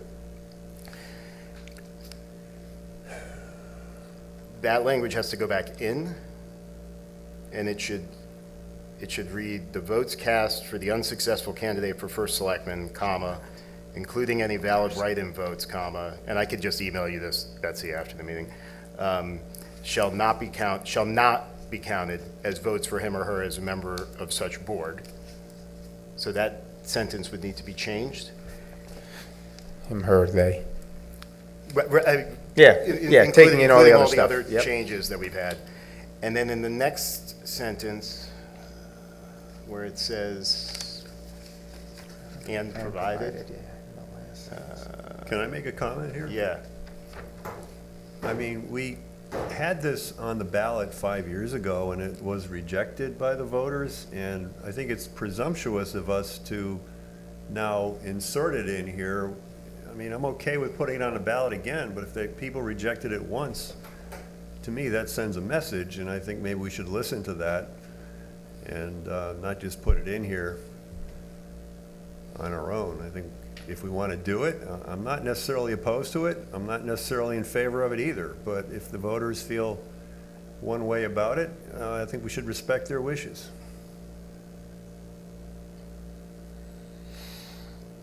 So, I don't know how that affects So- your discussion, Jason. Okay. but- So if we want to include it, we need to make a recommendation back to the commission to change the language they propose to effectuate their intent. So the first part is what I read already, the words "and provided" should be changed to "provided however," and the last clause, which is on the next page, except as otherwise provided in section, that last clause, except as otherwise provided, needs to be deleted. Except as otherwise provided? Right, in section 9188 of the Connecticut General Statutes. The reason for needing to do this affirmatively is section 9188 of the General Statutes actually says that the votes for first selectman count for Board of Selectmen. Right. That's the default under the statute. So if you want to change the default, you need to affirmatively change it. So if you could send that to Betsy, that we'll get that to our town attorney with the understanding of the intent Right. of this change. And that language was from, that's the language that Jeff Tinley had shared with you on the, you said on Friday, June 21st. Yes. Right. Yeah, no, it was from there. It's just the email was more in narrative form, like he's like, change this word, change that word. Just want to make sure you get the right one, because it says provided in there a couple of times. Like, I'm pretty sure I Yeah. got it right from there. And Jeff Tinley in his emails agreeing with the, Yeah, no, I Yeah. agree with it. So I would make a motion to recommend to the commission that we, that if they want to separate those races, which most of us has said we want to do, that they include the language that we're going to send to them that I just stated. I'll second. That very specific motion. is this also recommended, are we recommending that it go to be a separate ballot question? Oh. That's a decision for us. One issue at a time. A month from now, when we actually approve the charter. Okay. All right. Any other discussion? But yeah, I would agree with that when we do get to that point. Okay. Any other discussion? All in favor? Aye. Aye. Aye. Opposed? Abstentions? It carries. Everybody's still here watching this paint dry. Surprised anybody's still here?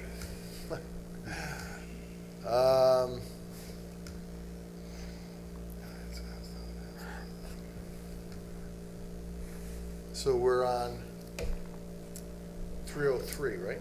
So- Hey, Jeff. Just one quick thing in general that I do think, is based on the recommendation we made on the first page that we're making regarding the titles and the names, I think we should just make sure we go through this and be consistent with that language as when we make the recommendation, you know what I mean, for each recommendation with the, It'd be consistent. yeah, with the language, just where, replacing chairman. I just think, Okay. because that's the recommendation of the whole, what the charter would look like, so. All right, so the next thing is the remove language to allow the losing candidate for first selectman to bump. So if we separate that, that should take, That's what we just did, we should be all set. Allow temporary absence of first selectman, allow chairman, pro tem, or to act on behalf of the first selectman in absence of the first selectman in section 303. We discussed that last meeting, and I thought we decided to leave it flexible so that if the pro tempore was working a full-time job, then Right. another selectman That could was the take problem. the spot temporarily. So we have a motion? We just leave it. Right? Well, we have to add, We have to add a Well, statement. It says allow, it doesn't say, You got to look at the language that they, like the Came charter from? itself. 303A. 303.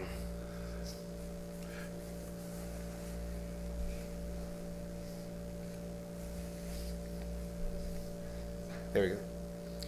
So what we had said last time, I thought, was it made sense to keep it, so there's something self-effectuating in there, that if there is that issue, the chair pro tem can do it, but we had talked about adding back in the other language, like adding a comma after his, her, their place, and saying something like, you know, if the chair pro tem is unavailable to do so, then the board may designate one of its members, you know, the language that's there before, so. Maybe we just change the word shall to may. Chairperson pro tempore may. Yeah, I think but then you don't have Jason's a mechanism. suggesting we need to put a lot of those words back in at the end there to retain the meaning. Well, yeah, I think the chairperson pro temp shall, that may, The concern was, what if the person's unavailable to do it? Right, full-time job. That was the question. Right. And I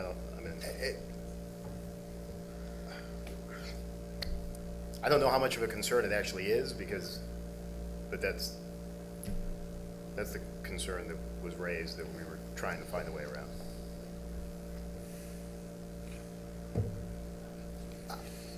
so I would,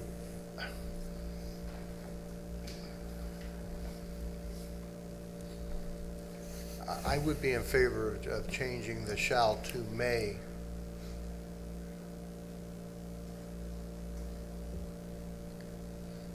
So, I think a majority vote. yeah, I'm looking at the notes, you know, the minutes from the last meeting based on your discussion, and, you know, what the notes say was that the board should have some flexibility in appointing a board member to this position, and it should require the majority of the vote of the membership.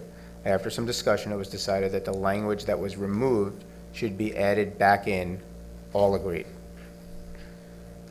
That's what Jason was saying. So is that what you're? Yeah, it was a little more, it was a little more So it didn't nuanced than that. capture it, Like, okay. we were talking about adding that back in, but we were talking about keeping it the way it is, that the chair pro tem is gonna do it, so you don't have to have a vote or whatnot. We've already identified a person, but if if that person's unavailable, that was the Right. question, then Well, I don't think we have to come up with the exact language here, do we? We can just sort of do a motion on the intent and pass that along. Is that okay? then we could talk to them about it. Maybe it's not a real concern. Well, I'm hearing concern here. Yes. And I'm not saying they're not, I'm sure they discussed this, but I think I think what I'm hearing from the Board of Selectmen here is, one, the shall is kind of hard. Shall is, if the person is just not available, it's not really fair. We talked about that. And then how do you address that if that's the situation for whatever reason? This is an important, this is an important cause in the charter. And so, you know, I think. Truly. Yeah, and I also don't want to, I think in whoever sits in the, who looks at a pro tem, you know, do you talk to the person and say, look, I'd like to make you my pro tem. I think you do a great job, but if you run into an issue, maybe there's a health problem, maybe there's something in the family dynamics change, for whatever reason. So I think the shall is, I think it may would be better. And I really don't have a problem with a majority vote with the entire membership. I mean, this seems like one that any town in the state of Connecticut that has a select board would likely have a clause like this in their existing charter, and I'm just curious. And, you know, we do have a right, if we wanted to right now, to ask Ed to chime in, since he's in the audience. If that was looked at, if this language is meant to be reflected, you know, what we took into account, language used, you know, used elsewhere, just because, you know, we don't need to invent a wheel. There are 169 independent fiefdoms in the state of Connecticut. So I'd have to assume there's some language there for us to model after. But first selectman has the authority, whether or not we want to ask Ed any questions. Do you want to ask them? Well, yeah. Yeah. Ed? You're gonna start regretting taking this. Yeah. Well, I already have. So our intent here was to provide a method for decisions to be made rapidly and quickly, rather than having to convene the Board of Selectmen to vote when a particular issue comes up. By having one designated person that could have the authority to do that, it allows decisions to be made expeditiously. So that was the intent here. If your recommendation is to keep the chairman pro tem as the person to act on behalf, changing it to may is fine. And I think also adding the language back to say, the Board of Selectmen, in the absence of the chairman pro tem, the Board of Selectmen will act by majority vote to designate someone. I think that's fine. But the underlying reason here was to allow someone to be able to act in an expeditious manner on issues that affected the town. Great. I think that makes sense. Okay. I agree, and thank you for sharing that expeditiously. Okay, so what do we want to do here? I think make a recommendation.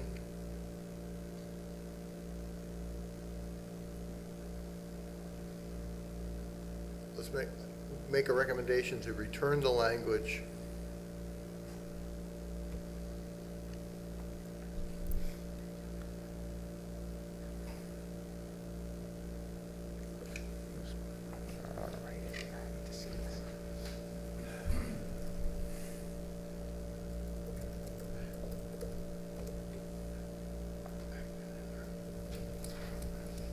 fewer than 60 days.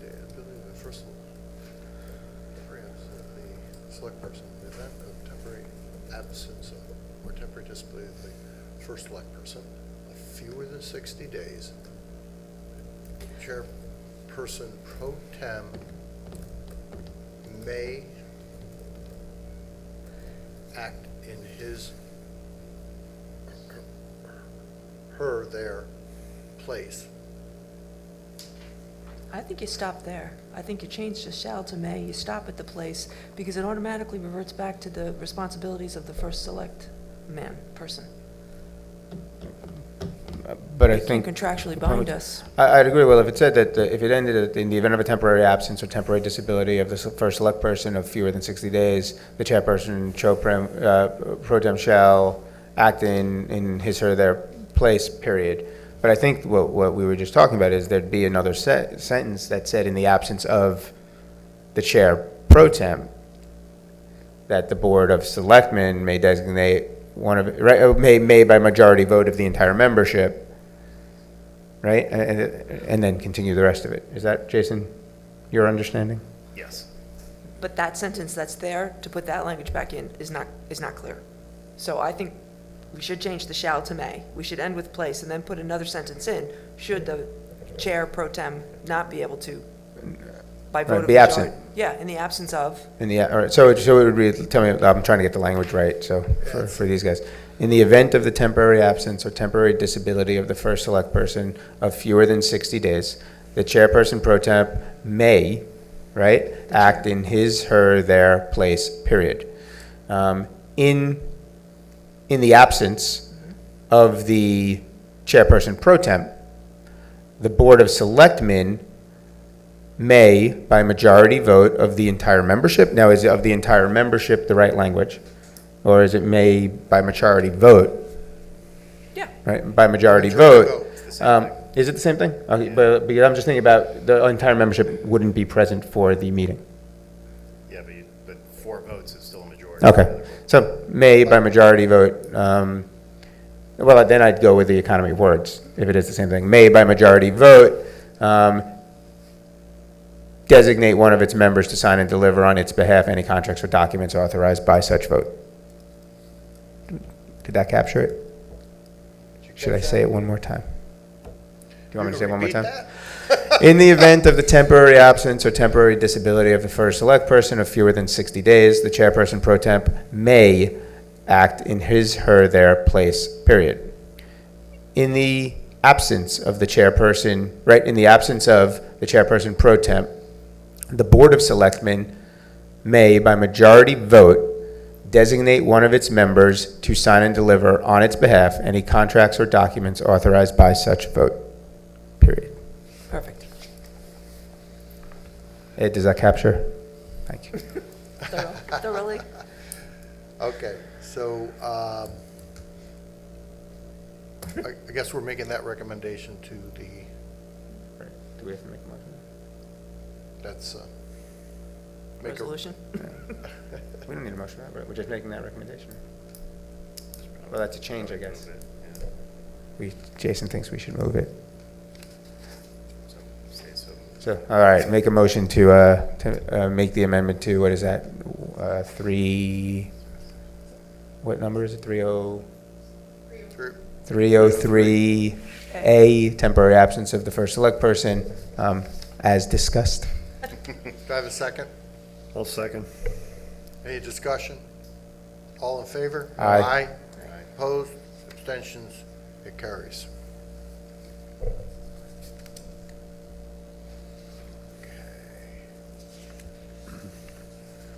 We're okay with the procedure on 304, correct? Yes, both of us. Epidemic repeal of ordinances. We're okay with that? Duties?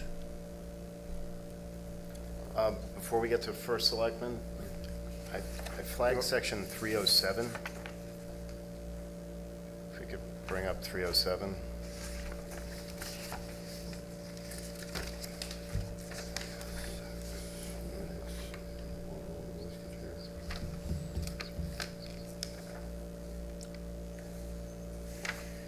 So this section allows people to have a referendum on pretty much anything we do. If we pass something, you know, it can go to referendum. The change in this, so before it just said except those making appointments or removals, and they changed it to elected town officers, board members, or commission members, which is actually more limiting than the scope of people that we appoint and remove, because we appoint employees and police officers and, you know, a whole range of people. So it concerns me to limit it like that, if that makes sense. Because we appoint more than just what's listed there. As you're talking 307, all ordinances, resolutions. I'm looking here. Of elected, So Jason, are you looking to add words or just take that whole section out? I mean, I think the old language is broader. So if we're going to add words, we just want to make sure it's all encompassing. What this does is, you know, if we make a motion to, I don't know, do anything, people can bring it to referendum. What this does is provides an exception. So now, under this, if we appoint an elected officer, board member, or commission member, that cannot go to referendum, because that's an appointment. What I'm saying is we appoint more than just what's listed there, and we don't want, you know, appointments of other people. You know, we appoint whoever, building officials, fire marshals, employees, we don't want those things to be subject to referendum. So the prior version just ended at removals. It just said, except those making appointments or removals or regulating. Just take the words out. Okay. Move to recommend to remove those words. Second. I'll second that, yeah. okay. Motion on the floor made second to remove the language of elected town officers, board members, or commission members. Any other discussion? All in favor? Aye. Aye. Opposed? And abstentions, and it carries. Okay.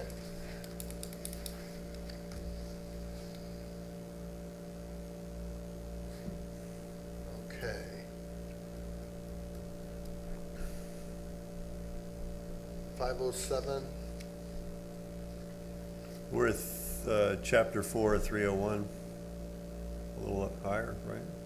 I don't think it's controversial, just go with it, I think. Although I don't quite understand 301C, what that really means. I mean, I can read it and understand the words, but what does it mean in terms of what we do here? I mean, don't we kind of do that now? Do we? Well, You don't really delegate your duties. I mean, you have commissions and task forces, but you don't say, okay, you're gonna run public works, or you're gonna run park and rec. I mean, that, when I read that, I kind of think, well, that could be done. Is that what we want? Probably not. I suggest you look at that section of the charter. Okay. You wanna pull it up? It's 401. Oh, we gotta fix that too.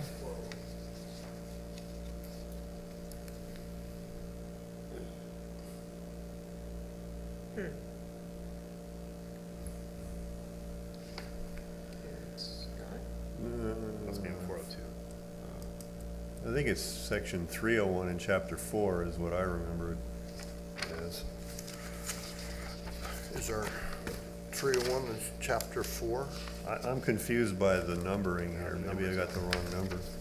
But I'm just reading what it says on the sheet.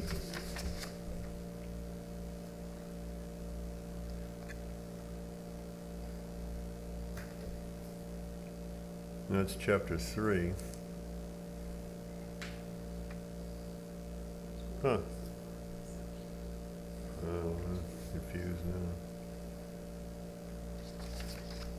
C. It's 402C. I think is what we're talking about. So that's the 301 is the wrong number.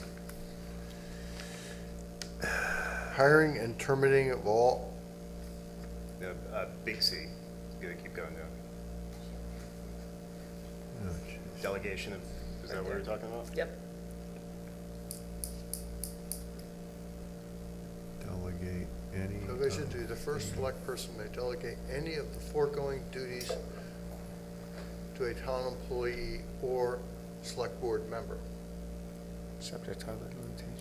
subject to limitation in the charter and the law.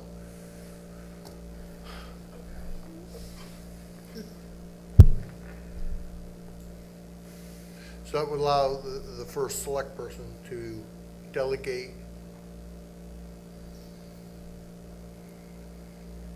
Well, it would, just an example that's on the screen, at least my interpretation of it, is that if there was a town ribbon cutting for a new business that the first selectman would normally go to, I'm just looking at a duty, representing the town at ceremonial and official events. You would, in writing, be able to delegate that duty to Justin or Jennifer or myself or Jason or George. Yeah, we do that now sometimes. But I'm looking. But as an official representative of the Board of Selectmen. I'm looking at this as may delegate any of the foregoing duties, like any of the foregoing duties to a town employee Well, what are all the foregoing or duties? select board member, which, I guess for me, the question is, are there, when it refers to, and I think it smartly does refer to, based on the limits of the charter and the law, is what are the limits of delegation of duties? Yeah, that's. If, can we Yeah, I invite think Mr. as- Gittens? Like, I'll give you an example, like. because I'm reading it as, So if you look at it as it was originally written, section C, the first select person, as it was originally written, only could delegate duties to a town employee.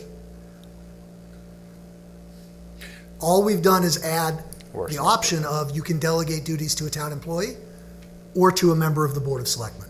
That's the only change. That works. That's happening there.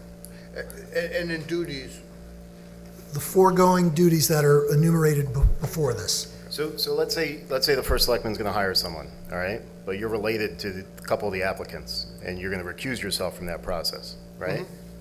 Well, under this change, you can now have a member of this board sort of sit in your place. Okay. And make that recommendation to the board, which personally, I think that actually makes more sense. Previously, it was a town employee, but something like that, Right. shouldn't it be a member of Yeah, the board? that makes sense. That you have the option to appoint as well?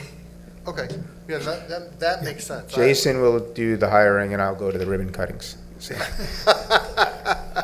I already signed up for the ribbon cutting. There Yeah, was a you gotta sign-in get sheet. there early, Mike. We did that last 2 weeks ago. You forgot that part. We often do wine and cheese or ribbon cutting, so. I like that. So we're good with that. What's our next? Where are we at? You're moving that little thing around. Standardized appointments to be made by. Standardized appointments, town board of selectmen. Okay, so on 507, standardized appointments to be made by the entire Board of Selectmen. I don't think any of us had any problem with that. Correct? Okay. We did have a problem with human resources officer because we don't actually have one. It doesn't look like we will at this, anytime in the near future. Change it to function, I think we talked about last time. Yeah, something like that. But why even put it in there if it's a function? Would it be It's not a cleaner position. not to? Could you put in open language there? That, that would say, we have one, we don't have the other one right now. Could it say added positions for economic development director and other positions as approved by the select board? Well, that already exists in the charter. Okay, I'm We just already- saying, does it need to be we already redundant? have the ability under the charter to create. Right. Positions, committees, commissions, and to, Right. and to get rid of them, Mhm. The economic development director could also be farmed out to a consulting group in theory, and we even talked about doing that. So I'm kind of reluctant to add something to the charter that mandates actual positions be created for functions that may not be handled by actual employees. Would it? Can we pull up this section? I just want to see how it's written. Want a refresher? Thank you. There's just no mention of either of them. Right, that's what I Which is want. what they're adding. Those two, but there are Right. other. Right, by Right. everything else, like tax collector. But that goes to George's point, down the road, one of those might be outsourced. Another, you know what I mean? You could pick and choose every title that could be outsourced. Right, but it keeps the function alive. These Well, departments these Or are- a don't robot exist could be now. doing it. Have already, but these two positions have already either been outsourced in terms of human resources, or we've considered outsourcing it in terms of the other one, the economic development position. So, I mean, a tax collector, I think we're probably gonna have. What's the lead-in language, Forever. though, for this sentence? Is it, I'm just looking for is it such as, or is it specific, appointed? Appointed So it's officers just and appointed official, okay. The other, I mean, I guess the other way to manage this would be some type of qualifying language. Well, we shouldn't be disingenuous. We budgeted money for an economic Right. development. No, director. yeah. That should clearly be in this. I'm sorry. That Well, should it clearly- seems Well, it would still like be we're in- listing everything, We've you know what I done- mean? Yeah, that would have to be up to Right. the board voted on and funded it, so. Well, it's possible we could run an economic development director position for 3 years and decide, well, it's not working out, we don't want to spend that money, and then it's in the charter, what do? You It's take- like I said, but any of those positions, you could could just leave empty. conceivably say the same thing. So under section 510 of the charter, Yeah. we have the authority to create new offices and boards. The Board of Selectmen has that authority. And with a 2/3 vote, we have the authority to eliminate, discontinue any appointed office, board, commission, committee, or agency which we deem no longer necessary and whatnot, including any such office or agency created specifically by this charter. So We could still We do have it. that yeah, flexibility. that authority exists here. To Justin's point that he made 2 weeks ago, when it comes to human resources, it just as an example, that's something that like our Board of Finance has been talking about for years. And we've been talking about, it's something we really need and we finally have, and it's kind of reminds everyone that this is important if it's in the charter. And that's, I don't think it's a bad idea having it there. We have to change what we call it because it's not a human resources officer. We don't have that. But I don't think it's a bad idea to, include these things if the town determines, 3 years from now, we determine, you know what, we don't want economic development director. need it.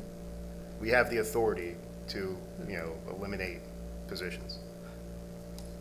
What's the harm in we've budgeted for both functions. So what's the harm, maybe we change the title. I'm sorry, could you go back up? Thank you. Instead of appointed officers, maybe appointed offices. One And human officials? resources, could we say position? Position. Would that? Or it's not really It's a function. Function. It's really a function. Function. So we could ask the language be changed to one human resource function and one economic development function. Would that, or no, that would not. I mean, that's a legitimate position we're hiring. Well, currently, we have, for economic development, we currently, we're getting to that It's on next there. on the. Right. Yeah. Well, why don't you tell us now, while we're talking about it, what the status is on? We're having a meeting with EDC Monday on the position. Okay. At 7:30? When we're at charter? Oh, and then also, okay. Okay. So that one's a little different because we have a job description, it's in the budget, we've created a position. But the human resource, it's not an officer, so. It's a function, yeah. So we could suggest, the language, one human resource. A human Mike? resource function. Well, or we could change the title to be officers, officials, and functions. Couldn't we? Because that would Change give, the title, yeah. like, that would give the flexibility, and then it could just say human resources. Well, that's why we're suggesting offices and officials, because then you've got the office Yeah, and then you've got the whatever, person. yeah, but something like that. Yeah. Oh, excuse me, folks. All right, so Are we about let's, to vote on something? You gotta run. I like the function term. I think that accurately describes what we're talking about here. So add that to the heading? I would consider that, either that or put a clause in there that specifies that any of these positions could be replaced by an equivalent function that's hired in as a outside resource, something like that. Equivalent function should be. Yeah, that would cover it all if you just add one line in there, maybe. so you would recommend leaving this but adding, Just add a sentence in the beginning of this thing that just says any of these positions could be replaced by an equivalent outside resource or function, something like that. Gonna be a I'm mass not good exodus at from it, town like hall. writing verbally. I need to have a keyboard and better that way, but that's something along those lines. all right, Or how about, if I may, economic development director or equivalent, or one human resources officer or equivalent? perfect. Okay, Or let's go. equivalent. I think Throw that it in works. there. All right, I can go with that. Okay, We have a motion? I'll move it. second. You got that right? The motion is to add or equivalent to the language that they have. Or equivalent. To the the end of two positions in question. Right. Any discussion? All in favor? Aye. Opposed? And it carries. Okay. What's next? We got ethics. I think we're okay with Q. And R, new section added for strategic plan commission. I got a question on this one. We've had several people come to public comment on this and question whether we should have a permanent strategic plan commission or not, and I'm beginning to wonder the same myself. Some people suggested we should just have it as an ad hoc function, create one when we think we have a need. And I've heard a lot about that from various people that I talk to. So I'm wondering if we want to maybe throw that one into a public vote as a separate issue on the charter, just to give people that option to say, yeah, we want to have a strategic plan commission all the time, or maybe we don't really need one all the time. I think we need to wait for Mike to come back. And I would say that on behalf of the Strategic Plan Commission that currently exists, that we appointed, I find that offensive. Well, I'm sorry you find it offensive. I'm just repeating what I've heard at public comment and also in talking with other people about it, Mm-hmm. I hear you. so. So, I've had some discussion with some folks as well since our last meeting, to sort of flesh out, what the concerns were. So we created this body like 6 or 7 months ago. So this body already exists. All the Charter Commission did was add something that already exists and put it in the charter. But as I went through and read our charge, as I was having these conversations with a few people, I went back and looked at our charge of this commission, and our charge for the commission is actually, what's included in the charter is more streamlined than our charge, and I think that is sort of what's giving rise to some of the concerns, because at the time, when we were creating this commission, there were some letters to the editor, and there were some people very concerned about the Strategic Plan Commission sitting in for some other commission that we already have, right? So we have the Planning Commission, they operate the POCD. You know, we can't have the Strategic Plan Commission taking over the responsibilities of the Planning Commission or the Board of Finance or the Zoning Commission. Like, it's an advisory-only body. So when we drafted the charge, we made it, I think we said advisory only like 5 times in there to make it very specific. But as I don't think we need to put the whole charge in the charter because it's lengthy. But I don't think it's a bad idea to add the last sentence of our charge into the charter, which I think deals with some of the issues that people are concerned about that they're raising over the last few weeks. The last sentence of our charge reads, as an advisory-only body, the Strategic Plan Commission shall have no authority to directly implement the strategic plan and shall not and is not meant to replace the duties and responsibilities of any other town commission, department, or office. And that's what we created.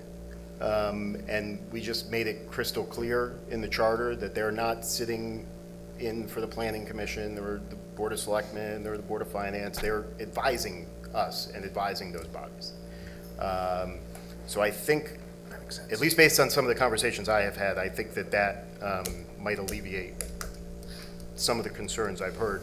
It's not changing the substance. I mean, it is what it is. It's doing what it's doing. It's advisory only. But I think it makes it explicit, and it is explicit in our minutes already. That's a good idea. So, let's go back to what, it is explicit. Getting the word out when they vote on this, as you, Jason, you said, was you hate to see the whole thing go out because someone voted it, didn't understand that and didn't want that in there if there's many people. So do you think there's any concern of that happening with this, that people who perceive it a different way, and I'm not saying that they're right, I'm just saying that's what happens when people, that momentum gathers and it's difficult to get that across. Is it going, do you think it will hinder your concerns about the whole charter not passing?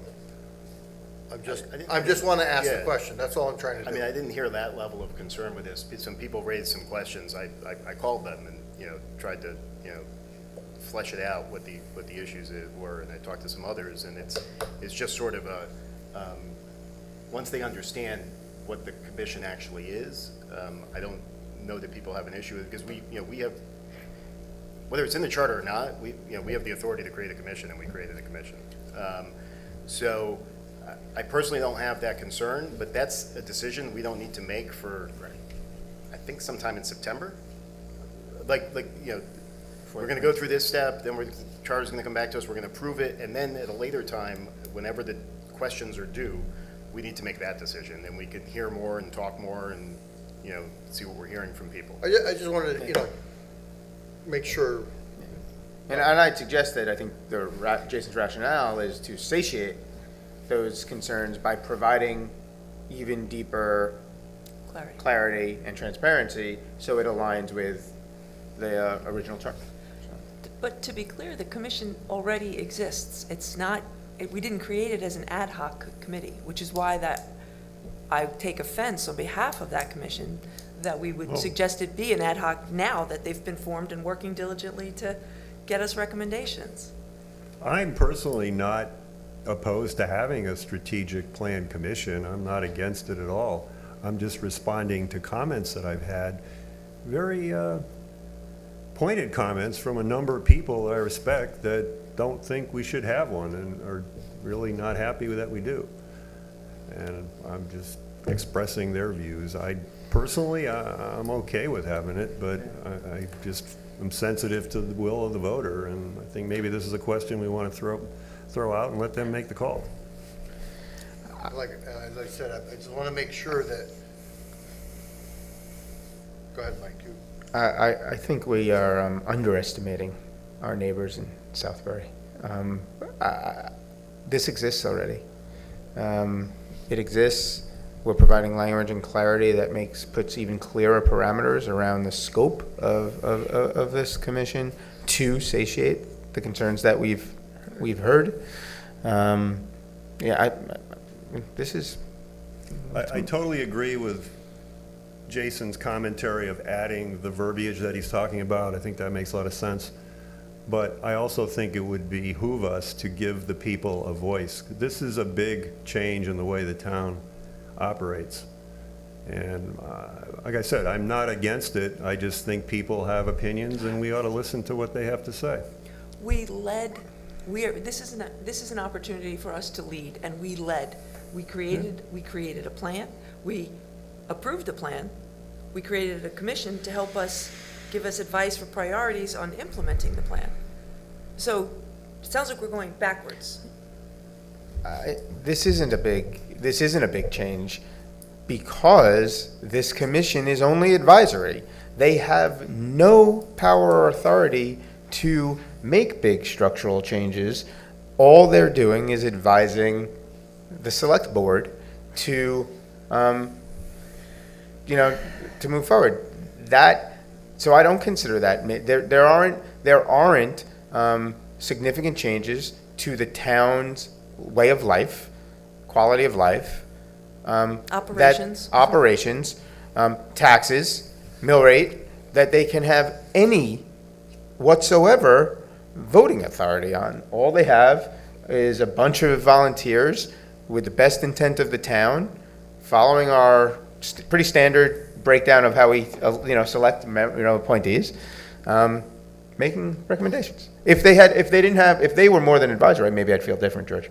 But I think that is the message. If we are hearing concerns, that I would deliver to people.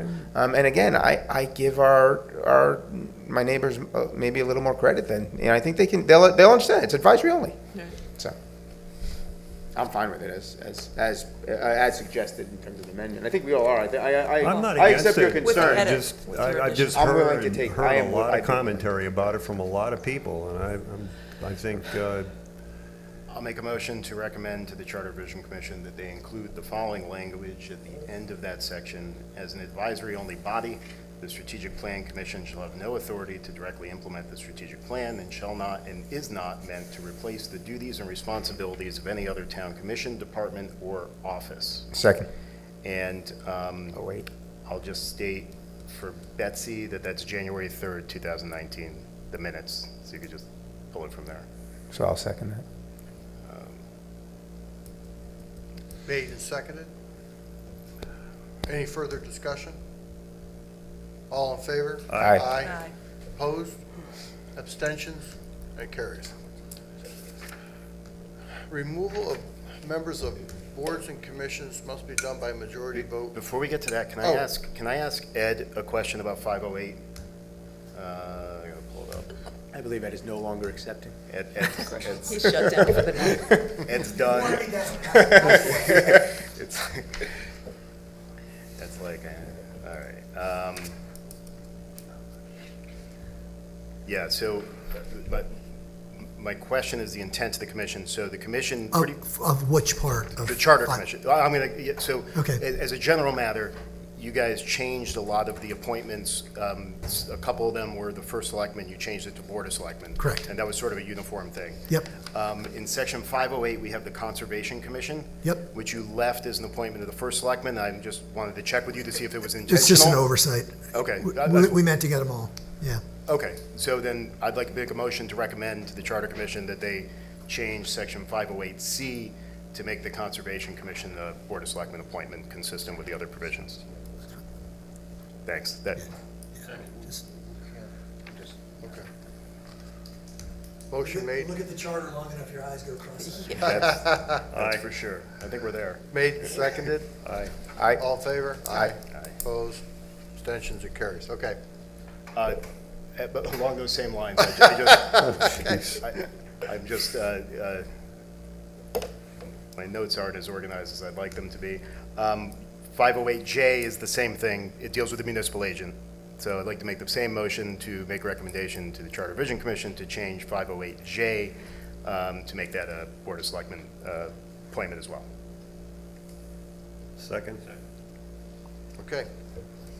Anybody, made a second, any discussion, all in favor? Aye. Aye. Opposed?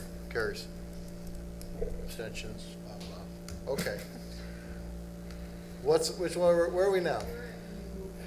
Removal. That we like. Removal.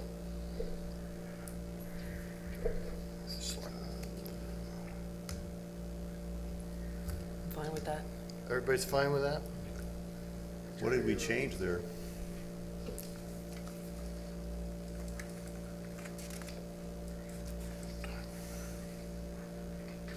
Removal.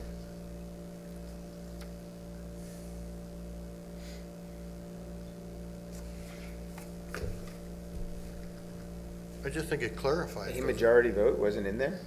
It just said that the select board could, the board of select, yeah, that makes sense. That's just clarification. But it's important clarification. Yeah. Yeah. No, that's Okay. fine. Good with that. I think 601, we were okay with that one before, no? One, Yeah. that was fine. Yeah. Emergency management was okay. 603? Good. Yep. Finance. Tom's website was good, 703.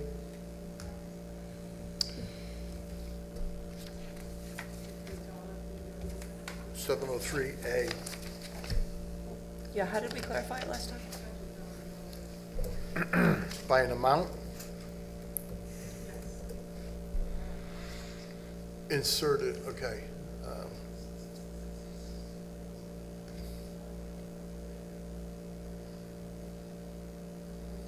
703A. So it says here in the minute, says 703 require a financial impact analysis before any gift grant. There should be a materiality to this requirement, stated Mr. Colton. Board of Finance has suggested a $100,000 threshold. All agreed this would be appropriate. So I think we were going to, if there's any input from Dan Colton on that? I don't want to put you on the spot. But you're on the spot.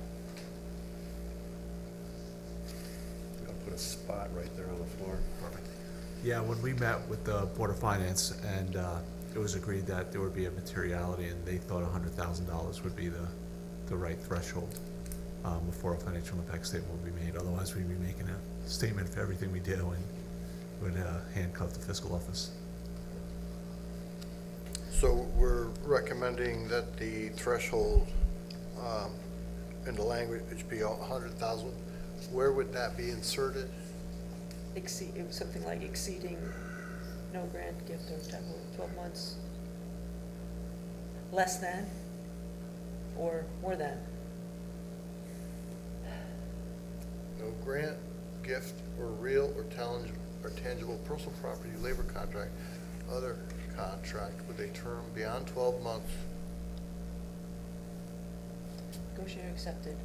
Why not just add a sentence to the beginning of it saying the following provisions only apply if there is a budgetary impact or a fiscal impact of greater than $100,000. $100,000. Colon. $100,000 Yep. greater. And Or- then, Or Yeah. just all grants, gifts, or regional property in excess of 100,000, as yeah, but then opposed you to gotta say, no. but then you gotta say it a couple of times because there's different categories of But the things. word no is wrong. It shouldn't be no.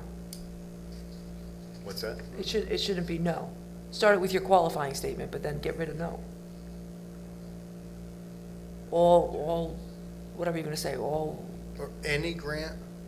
in excess of $100,000. Shall be negotiated. I No, like think it's- Jason's idea of the language, the sentence before. Yeah, I think You gotta get rid of the no. will flow a little easier rather than putting it throughout the document to have the first sentence.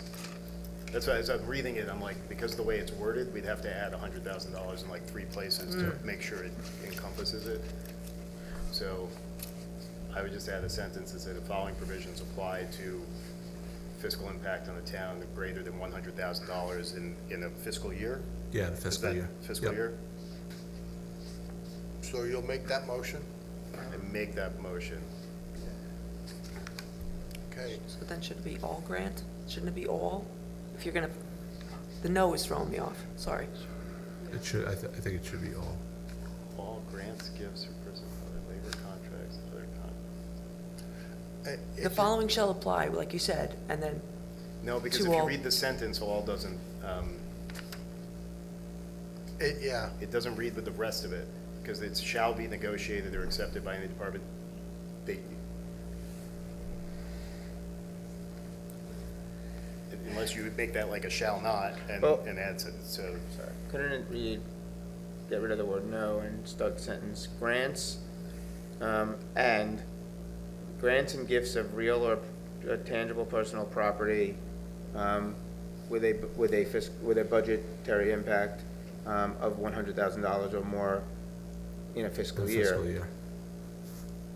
Labor contract, other contract return, you know what I mean, like, I'm just, No, because the $100,000 Yeah, you gotta say it a materiality couple deals times. with the other stuff With too. all the The other labor stuff as well. contract, Yep. I think it does, I mean, It I think does, that's the yes. intent, right? Yes. Other contract, whatever, like, that 100,000 applies to everything listed here. But you could put your qualifying statement in there and then start with grants, gifts of real tangible personal property, labor contracts, other contracts within the term beyond a 12-month period. Just take out the no altogether. So if you take out the no altogether, then I think you need to say all, shall not be negotiated or accepted. yeah. Yes. Okay, wordsmithers. Make a motion to recommend to the Charter Commission that we had a qualifying statement that says the following provision shall only apply to when there is a fiscal impact of greater than $100,000 in any fiscal year. To remove the word no.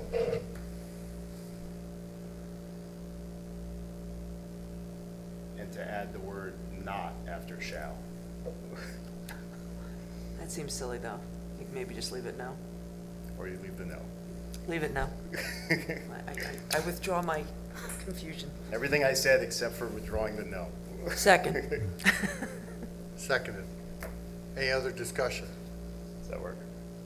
that works. I think that works. All in favor? Aye. Aye. Opposed, abstentions, it carries. Okay. Well, that was a good one. Oh, come on. It's getting too late for this sort of, Yeah. Purchase and Ed, can you come back next week? expenditures in county, raised dollar threshold for transfer of funds, 704.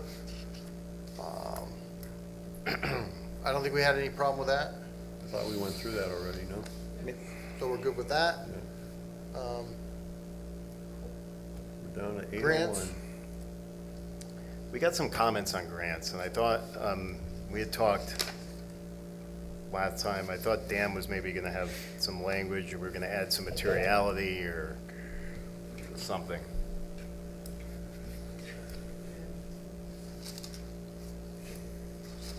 Grants.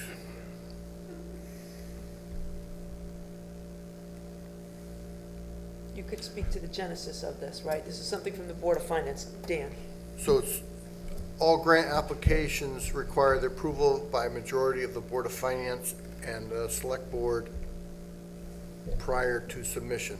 I think there was a concern on that with the, with, A $500 grant versus. Yeah, it said here for section 708 from the minutes, a qualifier for dollar thresholds as well as a time frame to act within should be added.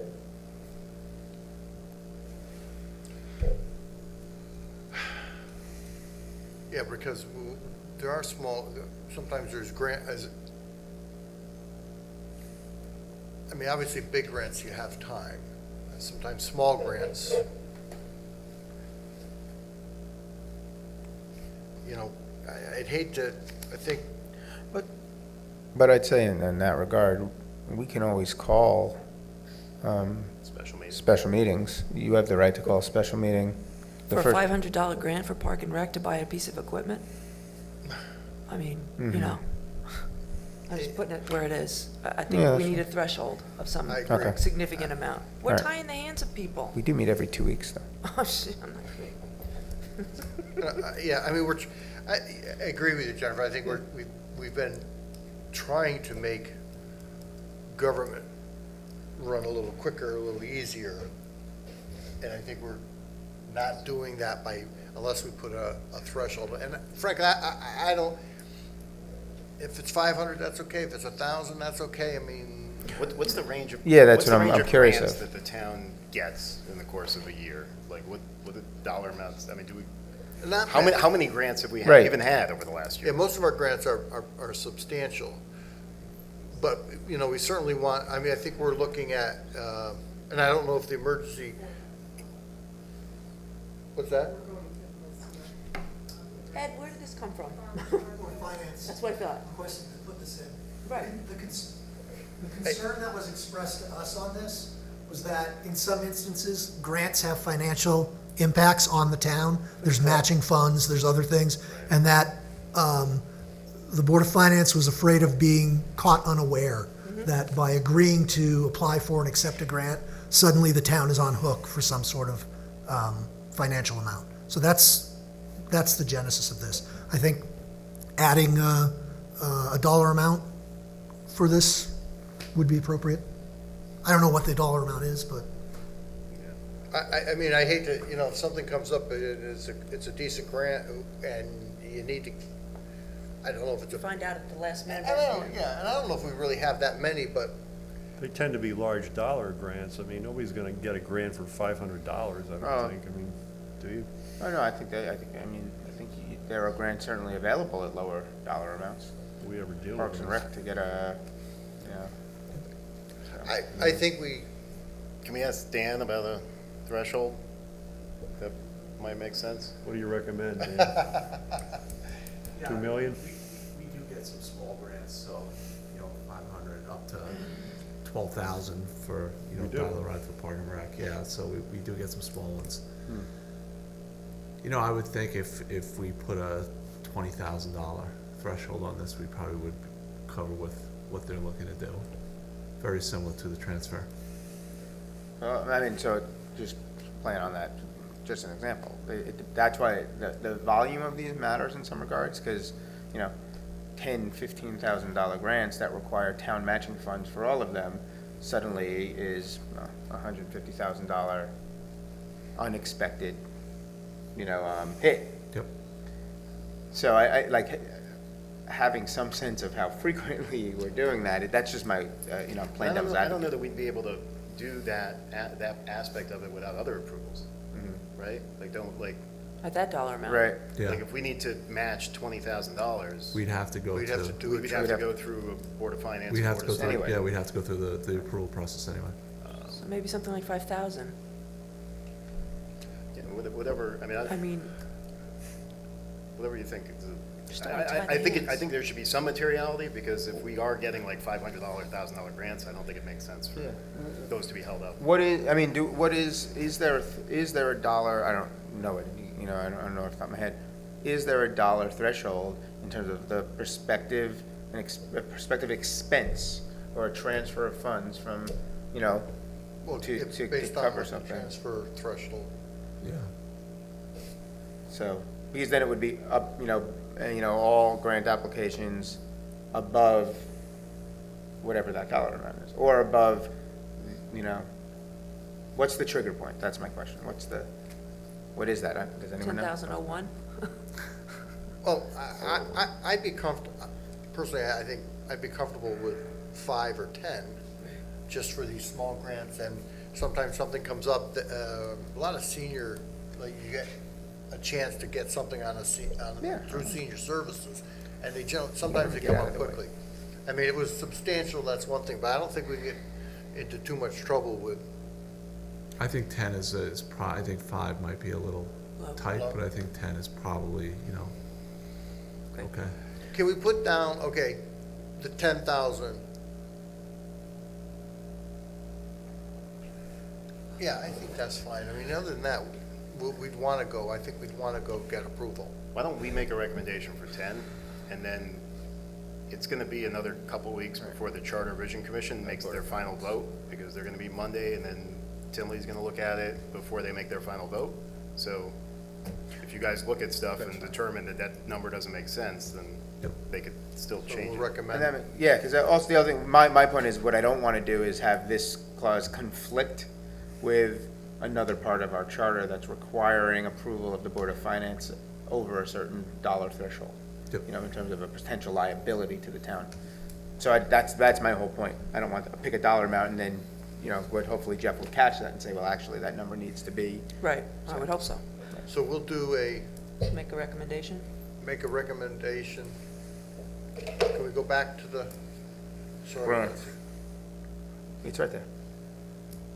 on section 708 grants, all grant applications of more than $10,000 require the approval by majority vote of the Board of Finance and the Board of So I have a Select question, Board. again, to stay out of the way.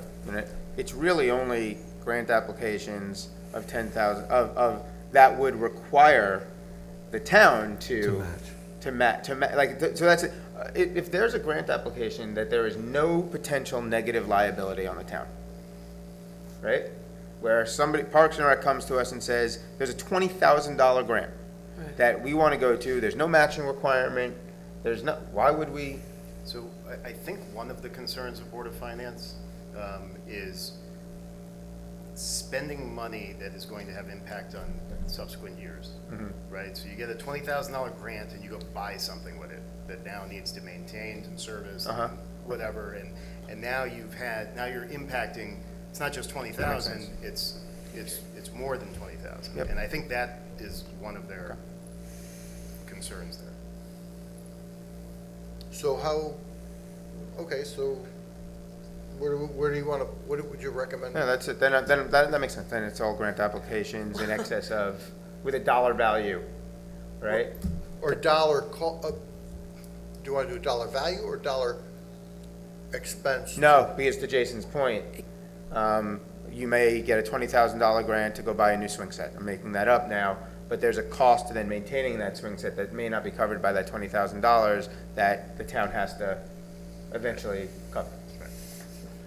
So, right? Okay, but playing devil's advocate, if it's a decision that's made by the board to make a purchase or a recommendation of a commission or a department, then at some point,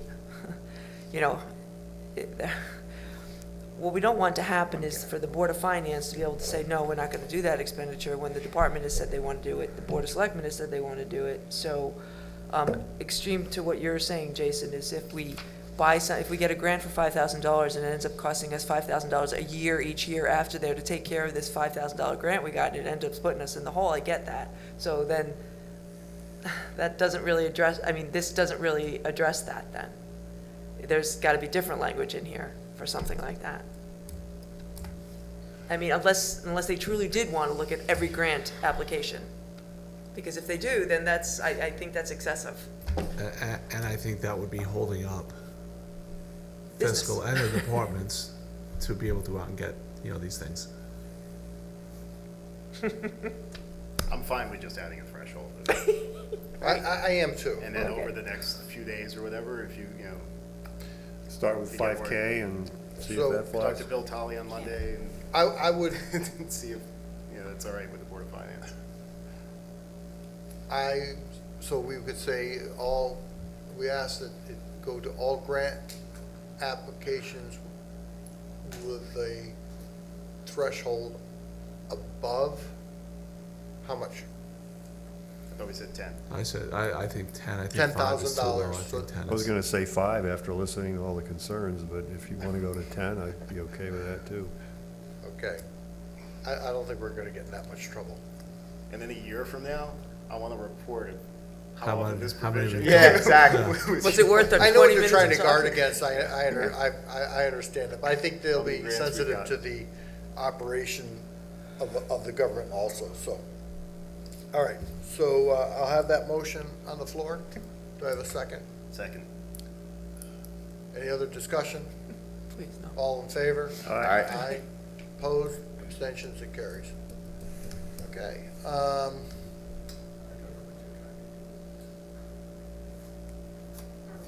Code of Ethics, We already do this. did okay? We're close here. That's the last page. And we're done? That's it. We're done? Well, it's That's only it on 20 minutes our in. minute, that's it also compared to the minutes from last time too, so. Okay. Mike, Need to make, we're done with the charter? Wait, Scott. I think we are, aren't we? So, make a motion to send all those recommendations to the Charter Revision Commission. I'll second A that. second? All in favor? Aye. Aye. Opposed, abstentions, it carries. Mike, you want to, Yeah, I was just gonna make a suggestion that, because we're running so long, number J6 under unfinished business is a discussion around the emergency management director position. I saw that Scott Furr is here, even though he just stepped outside. you know what we could do, quickly, there's gonna be a meeting Monday on the economic development director to go with the group to discuss, and then we'll have that. Is there, when you say to me, is there if people have been interviewed and you're considering someone, or is there a meeting about process or? There was a meeting, there was a candidate I need to discuss with the group on Monday. Got it. EMS committee, So, I can blow through this real quickly. I do have I'm gonna come to the next meeting with 2 potential recommendations.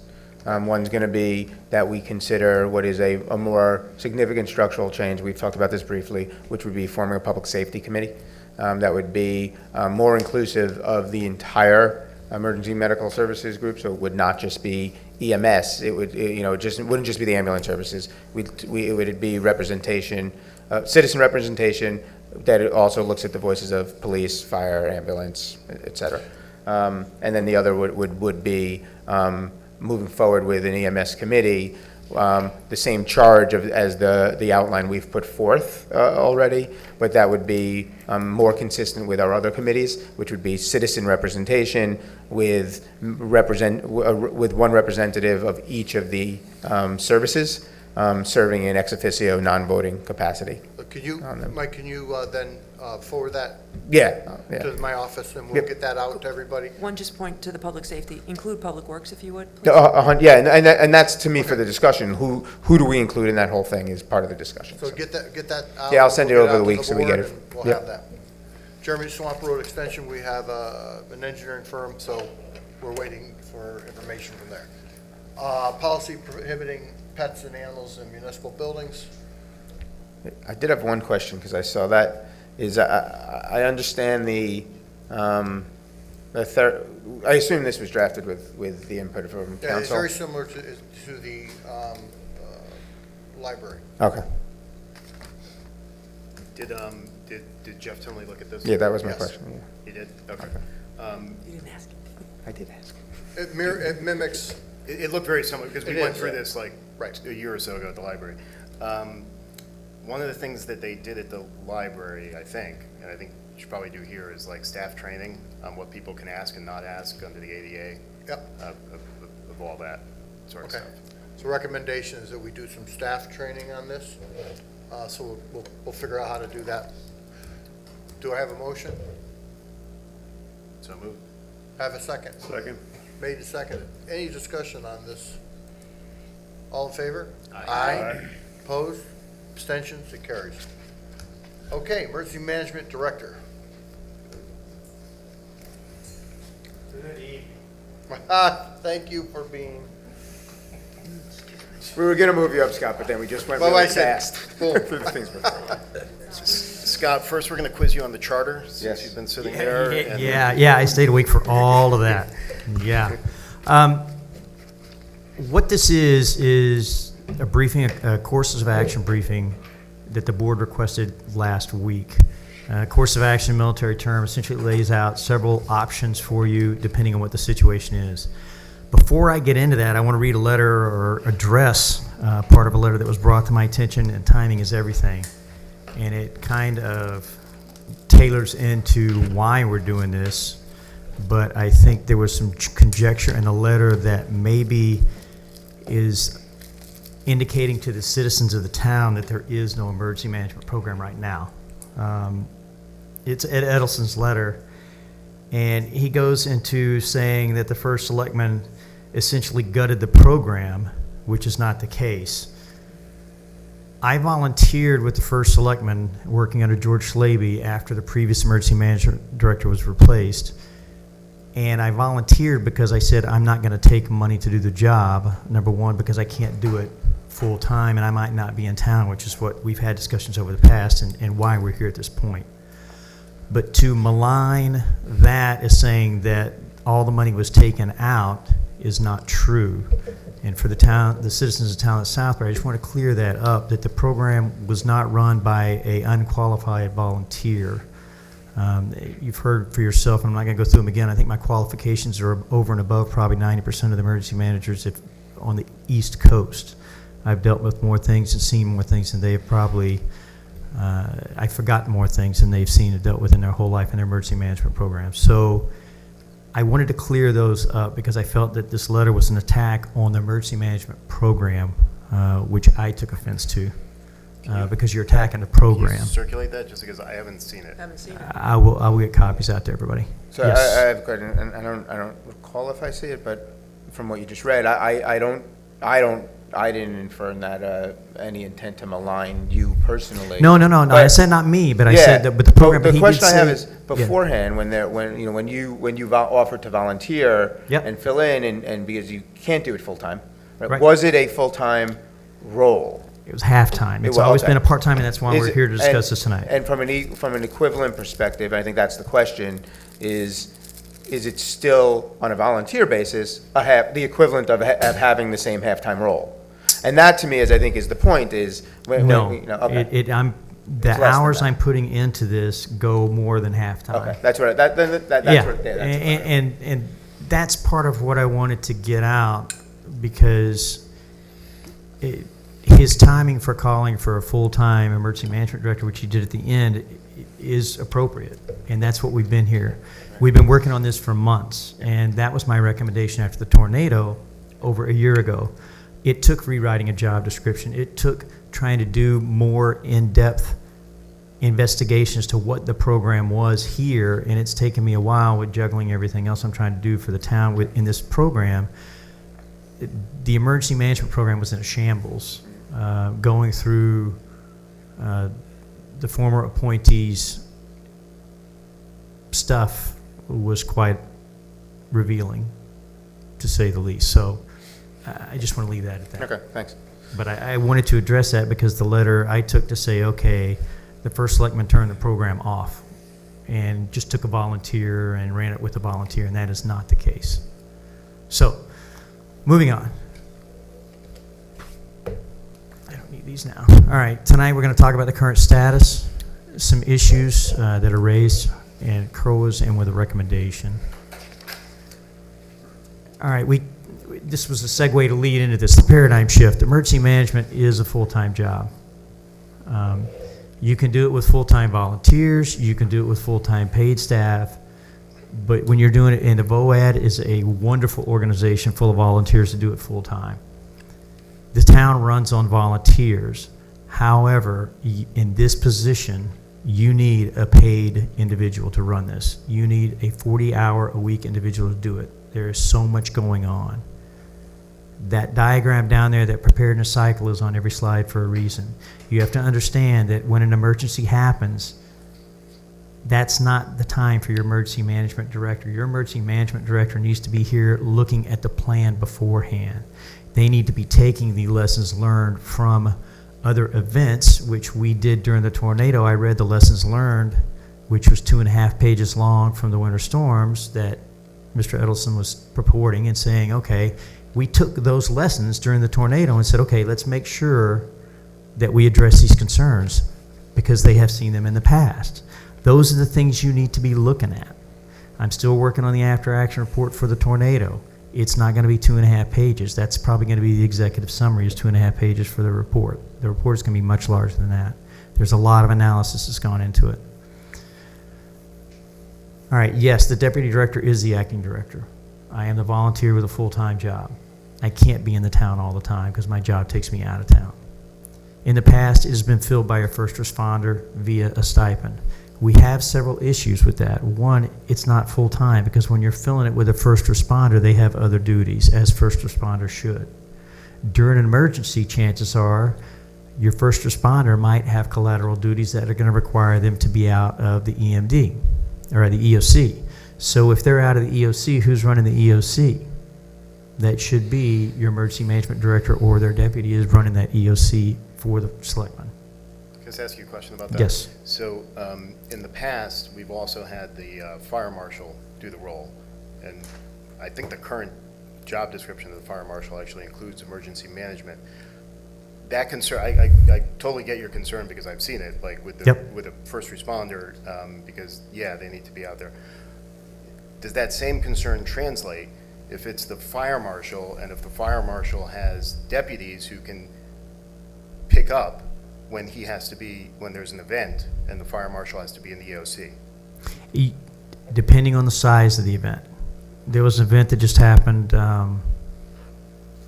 it's just on the news tonight, and I cannot remember, or today, and I cannot remember where it was, but there was a gas line explosion. We have gas lines running under the town. They had a 30-inch main explode, and it's blackened acres. So now think if that happens close to one of our schools. It's going to be all hands on deck.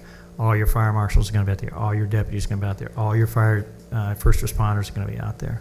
So I can't blanketly say it's okay to do that, nor can I say we absolutely shouldn't, because that's a decision that you folks are going to have to make. I can tell you what my recommendation is: to not have a fire marshal, a fire chief, or a police officer sit in this position.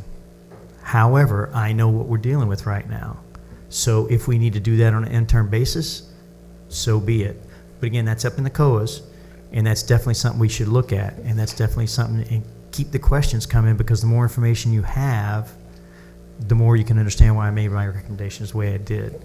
So that is a very fair question. It's one you definitely need answers to, but it's not black and white. It all depends. A snowstorm, easy. They can be up there. How about the tornado? I mean, the tornado. So the EOC was open six days? 7 days. 7 days. 7 days. So let's take, I mean, that's the biggest event we had, right? So recently. So let's look at that event. So if you look at that event, and if the fire marshal's in this role, and the fire marshal has a couple, how many deputies do we have? I want to say 2 or 3. 2 or 3?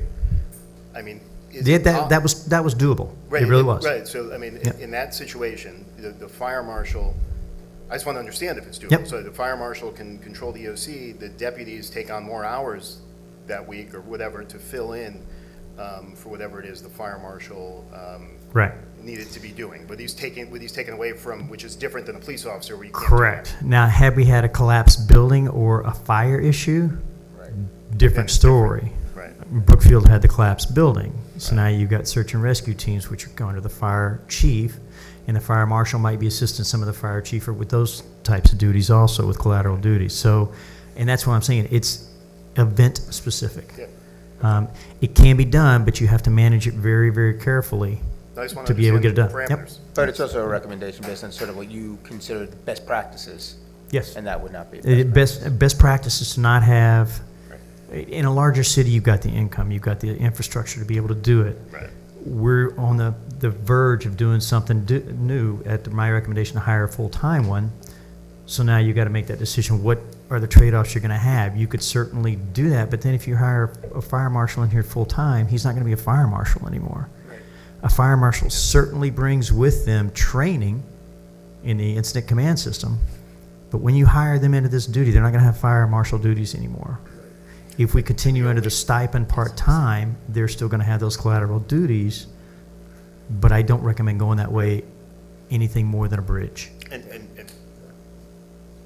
the only reason I mentioned fire marshal as opposed to someone else No, I is just understand. because that's how Yep. it Yeah. existed before in this town. And many towns still do that, but they're now starting to look back in the emergency management field. It's not a best practice. The best practice is to get somebody else that has no more collateral duties, so that way they can devote all of their time to this job. Okay. The Board of Selectmen received a revised job description at the last meeting. Mike, you weren't here, but that job description should have been sent to you. It was Okay. in our Okay. materials. All right, the issues. The stipend position creates a conflict during a response to an event. We talked about that. There is no approval right now for a full-time position on the manning documents for the town, and there's no line item budget to pay for a full-time under emergency management director. We wanted to take a look at this to mitigate a way to get there eventually, and that's what this whole briefing is about, to show you some courses of actions where we can go to get there. Briefing. I like it. Yeah, it's briefing. It's going to be much less than a charter revision, trust me. We're almost halfway done already. Here are your 3 courses of action as I see it, and these are my recommendations. With your questions, we can certainly look at more things if you don't like these or if you want to expand on any of these at all. Utilize a current town employee with emergency management training as a part-time additional duty EMD until the full-time position can be added to the budget. We're going to talk about each one of these pros and cons in just a minute. Hire a full-time EMD right now, or do nothing and remain with the status quo, which is, yeah, it's not attainable that way, because we're not in the best situation right now. Here are your pros and cons. If you take a part-time bridge to get where you need to go, you get the employee into the position right now. You can get an employee in there tomorrow if you had to. You utilize current employee with training. It does fill a gap. It provides coverage when I'm out of town. I can still support that EMD, and it gives you the bridge to get to the full time. Now the cons, which is what we came up with originally once the emergency management director retired. The town attorney recommends not usually utilizing a stipend position because of some physical issues. So when you say the town attorney, because I've heard this a couple times before, who are we talking about, the labor attorney or the town Both attorney? have expressed the issues with the stipend, in that you can't have someone work for a stipend, as far as, you have to pay them hourly. What if they're already a full-time exempt employee? I have to get clarification. That may be okay.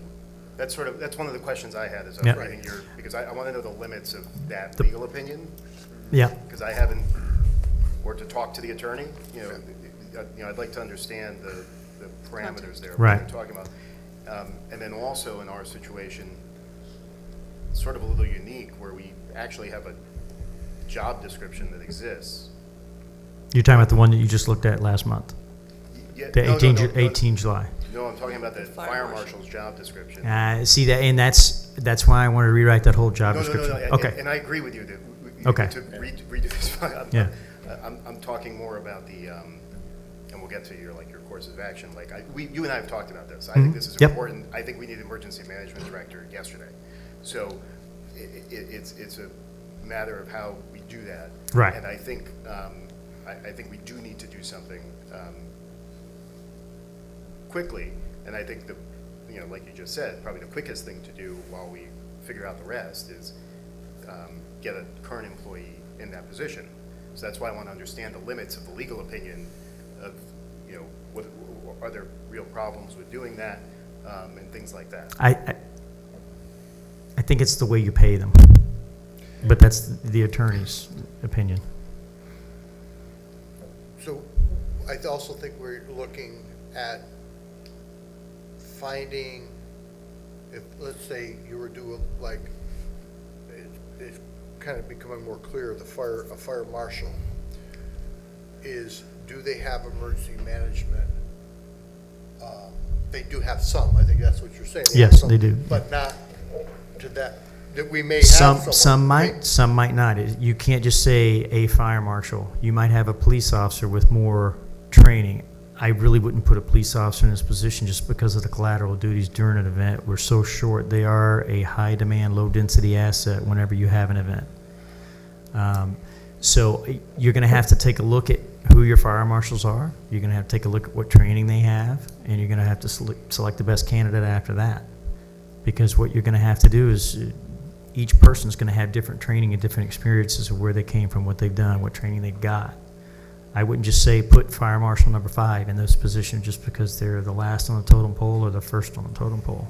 But our current fire marshal has NIMS training, which you spoke about as being a basic level of. They should have, a fire marshal should have more than just basic. Well, they have, I don't know how many Yeah. levels, but there is some. So isn't that a bridge? Isn't that a possibility for a bridge? No. and the reason I'm saying that, that's what I'm saying. You've got to look at what they've had and what they've done. I'm going out to do a tabletop with Region 15 with all of their administrators this summer before they go back to school. We're opening up their emergency action plans for the first time. Some of those administrators have had incident command training, but they can spell ICS and that's about it. Gotcha. So, and that's what I'm saying, even some fire marshals can spell it and that's about it. They don't, the good old boy network is alive and well here in this state. When I go to these meetings, a lot of these meetings around the state, I'm seeing that. Where I came from, I was an ICS instructor down in Virginia and DC at a very low level, but I went to a lot of meetings there and I went to a lot of FEMA courses. I worked inside FEMA, and there's a different level when you want to go, all right, you're going to go to this class now, and now you're going to go to a week-long exercise where now you're in that exercise taking everything you learned in that class in a week long with a bunch of other people from around the country, not people you know, everybody you don't know. And now you're taking all that and putting that into practice for a week long with a culmination of 2-day exercise event at the end where you kind of get certified. And that is the training I'm talking about. Most of your fire marshals here, some may have it, some haven't. You've got to look at every one and take a look and say, okay, how much real training have you had? Just doing the courses online allows you to spell it. Right. And that's why I say no to your initial comment. And so it's the start, but you got to take a look and see how much training they've had. I know you're trying to get through this. But No, we're fine. there a This is regional what you did. Is there a regional resource that we could, For like if we didn't have you, right, in our situation? You have the regional IMT teams, incident management teams, and this is one of the concepts that whoever we choose to hire in this position, whoever you choose to hire in this position, we need to explore that, because what these teams do, they can bring you the workers for your EOC. You can sit up here and say, okay, EOC, this is what we need to do to take care of this issue.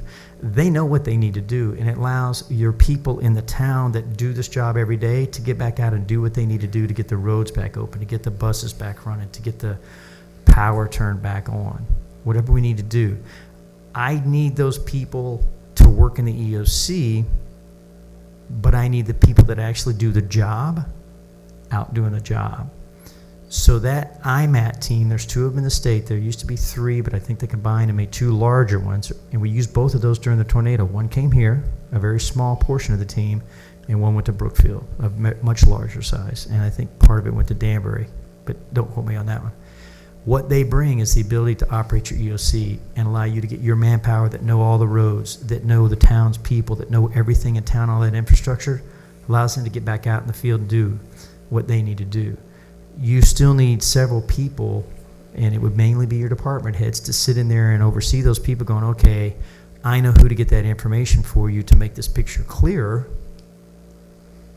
But the people that they bring in the IMAT team know all of the EOC operations by heart. They can run the logistics, the administrative finance, the operations, the planning.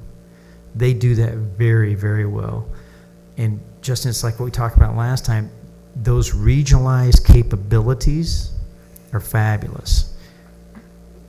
We could, and I didn't put this up there as a COA, we could look at having a regionalized emergency management director, and they kind of do sit in Region 5, but they're not an emergency management director. They're just a regional emergency management level between here and the state. I would advise against regionalizing your emergency management director because you need them in the town. If there's an event in another town, you certainly can have an agreement with another town to say, okay, you guys have an event, we don't. We'll lend you ours to help you outrun your night shift. And I would certainly seek those agreements from other towns around to bring them in here to do the same, because it takes a lot of people to do it 24/7. We don't have that right now, and I don't think we could do that to run a whole EOC 24/7. You're, like I said last time, you're talking 5 people per seat for 24/7 operations. So right now, we just need 30 people to man these 2 tables. So that's why ours wasn't open 24/7. It didn't need to be. We ran 20 hours one day, 16 to 18 hours most other days. One day I think was down to 12 hours, and the other day was 14 hours, if I remember correctly. But for us, that was sufficient because we could plan out the events for the next day, and we had the coordination teams that were built good enough to where in the morning they came in and we got it down to where Public Works was in there getting a briefing with Eversource, and they were putting the stuff together and going out and getting it done. So we got there. Was it painful? Of course it was. And every time you go into an event, everything's different. The processes that we have in place for the tornado, we're going to have to look at those and go, okay, we know that's not going to work here, but we know how to get to this process now. So Ray, instead of running this, you're going to run this with these people. So you take a plug and play. Those people in that IMAT team, which is regional capability and another resource, definitely can do that, and they definitely understand that. But your emergency management director, who's going to work directly for the first selectman or select person or whatever they're called, that person needs to be the person that runs the day shift with the person, the CEO of the town, needs to be from your town or work for your town, I should say. They don't have to live here, but they should work for your town. Your night shift person, they don't have to as much because you come in and get the changeover brief in the morning. But your day shift person that's up there and liaison between the first selectman and everything else, they definitely should work in your town. Thanks. I know it was long-winded, Jennifer. That answer? Okay. Thank you. And getting back to the part-time, it comes to be an additional duty. So I'm the fire marshal. I've got to do these fire marshal inspections, but I've also got to do some emergency management inspections. What I found, and now I'm working with some of the assisted care homes and I'm reviewing all their emergency plans. The previous person in this position, when they went out to inspections, had their fire marshal lens on only and said, you can't do that because of the fire code. Well, we've got to do it for an active shooter. Well, you can't do it because of the fire code. It can't be black and white. Everything's situational dependent. If you got an active shooter and you got to lock that emergency exit, be damned if there's a fire, then you got to do that. So that's why the additional duty, you're starting to cross streams a little bit and you're starting to confuse a lot of issues. That's why I recommend this COA, but we'll get down to that in a second. Hire full uptime EMD now.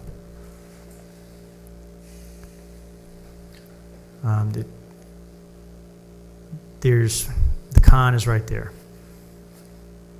That's the only thing we're facing right now. There's no current approval nor in the budget or in the managed document for the town.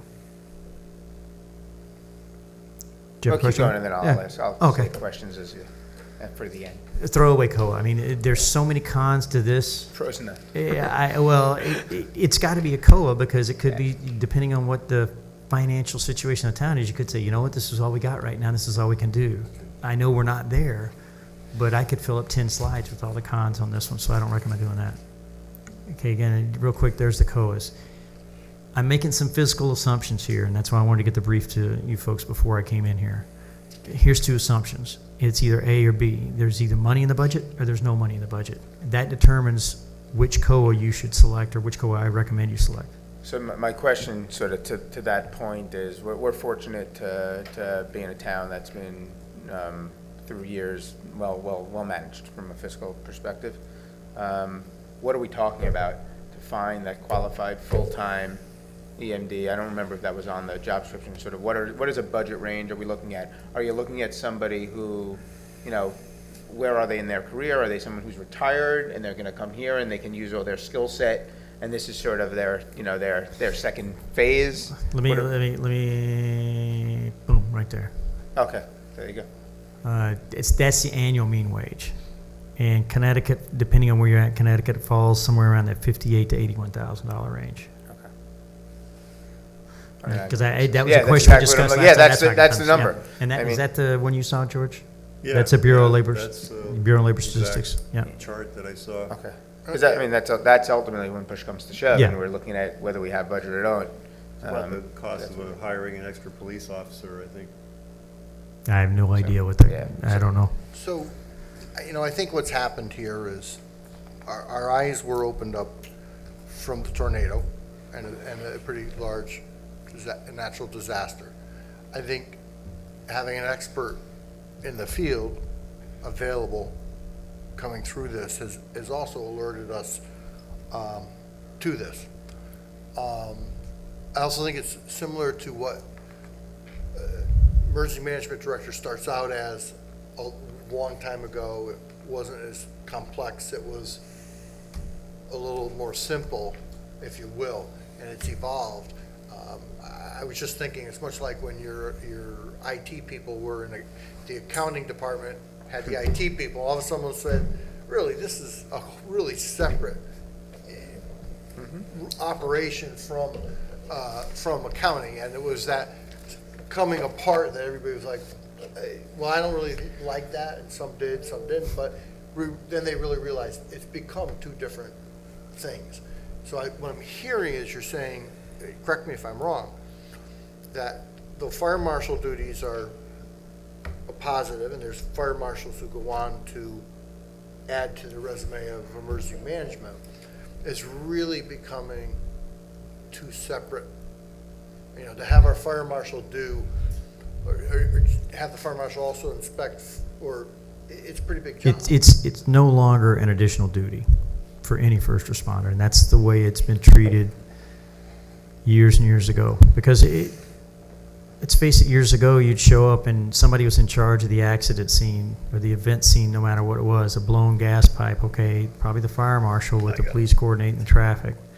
You got a major rollover on Interstate 84. It's the state police up there coordinating everything with the fire. Actually, once the fire department is called, it is the chief of the fire department who is in charge. Okay, so, but you've had them in charge, and they're the incident commander on the scene. Rolling back to your emergency operations center, if you need to support that person or support that event, they're out there dealing with that in the field. So things have become much larger. We become more interconnected. And a problem somewhere else affects something way over here now. And the more interconnected we are, the more it's going to continue to do that. The field has broken up. It started breaking up probably about 10 years ago, a clean break. You now have degree fields in universities that are certified degree fields now for emergency management. A lot of your university now are teaching a 4-year degree field. You get a bachelor's of science coming out of that. So it did separate. It did parse itself out. This chart Go ahead. This chart surprises me. I would have thought there would be more higher pay for the Midwest, where there seems to be a lot of weather-associated emergencies. Population. Look at where all your higher density population is, and that's where your higher level of pay, because you're looking at more people. Some other areas, such as down there in Southern California, you've got large desert training ranges down there for the military.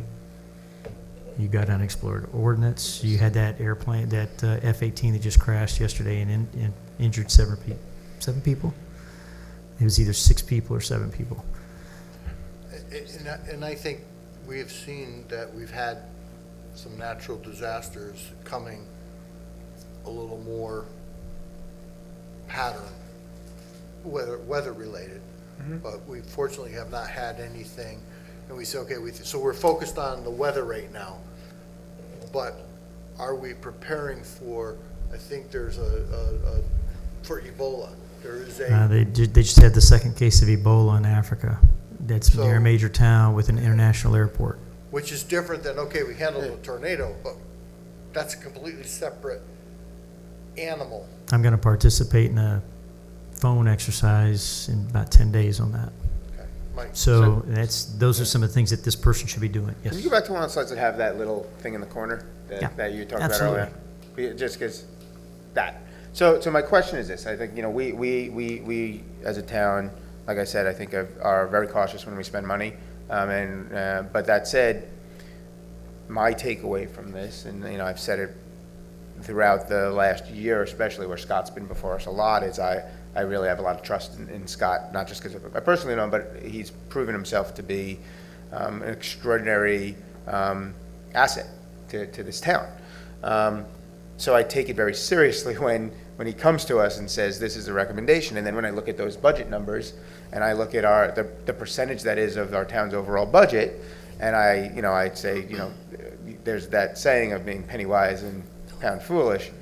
And I think the question you get pushback on says, oh, well, what happens if there's no emergency? Right, what is this? I'm just trying to play. No, that's what is, very that's valid. why I asked you to pull that up. What is this person doing on, because, and my point of view is, well, you don't do something, if you wait until there's an emergency, you're too late.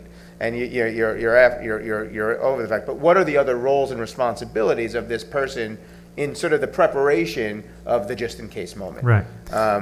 And where else are they utilized? Because I look at these numbers, and to me, it is a relatively easy decision to make. We are in a financial situation where we could afford, if we took an average there, it's somewhere. If you took something in average, it's like $70,000, right? Let's say that's somewhere in the middle. That's probably a right? good median number. Right. Yeah. So that's a number where I could make a very strong argument that we are in a financial situation as a town where we can afford that. And that is smart. That is money well spent. So, but my question is, in terms of making the case to others, what is their job beyond, beyond the day the tornado hits? This right here, and you keyed on it. You have the preparedness cycle. You need a plan. One of the things I'm doing right now is going to the assisted living facilities and reviewing every one of their plans. That's what this person would do. You don't want to wait and show up as a police officer and fire chief showing up with the building on fire and wondering what their plan is. We need to do a walkthrough. I'm going to all the assisted living facilities and talk with them. I'm also working with Region 15, doing their first ever tabletop exercise with the new superintendent and all of their administrative people. I'm going out to brief him to talk about it 2 hours tomorrow. We're going through the slideshow and through the exercise planning of what we're going to look at doing and how to get them into their plans. So that's stuff you're going to be doing also, because heaven forbid we have another incident with a school, whatever it may be, a ruptured pipeline, an ammonia truck spills out front, a tornado strikes a school. I don't know, but they've got to have a plan for that, and they do, but we need to walk them through that and go, okay, we're going to have an exercise, not pass or fail. It's to get you to open the book and look and see if you're familiar with what you've got. Mike, if I could too, I think we have an opportunity here in that we have somebody in Scott's capacity who, if we do this, can help this person. Maybe they don't need help, but could get this structured and in place and understood with working with him, that we could get a lot further and in better shape than if we didn't have the person we brought. Because what do we really know? What do I know about this? What do any of us really know? Well, we have somebody who does know, and they will know if this person, and if the structure, and then we can put the plan. I talk a lot about processes and procedures. Then this person, and we can have okay, so now we can have a way where we say, okay, have you, how do we know if this person is doing the right thing, and if they're out there doing it? Once we have that laid out, we will know that. We can say, okay, that's what this person does. We can expect to see this every year, a report or whatever it is. So I think we have a unique opportunity that, with you in place, to get this to a good place. We can get it jump-started. Yeah. And It's my- this is what they need to be doing. And it doesn't have to be, like I said, the plans. It doesn't have to be working on the town plan, even though we need to get that finished too. But all the plans, the assisted living, they have to be reviewed annually. That person needs to do that. They were never done before. Region 15, those plans are required to be submitted to the state.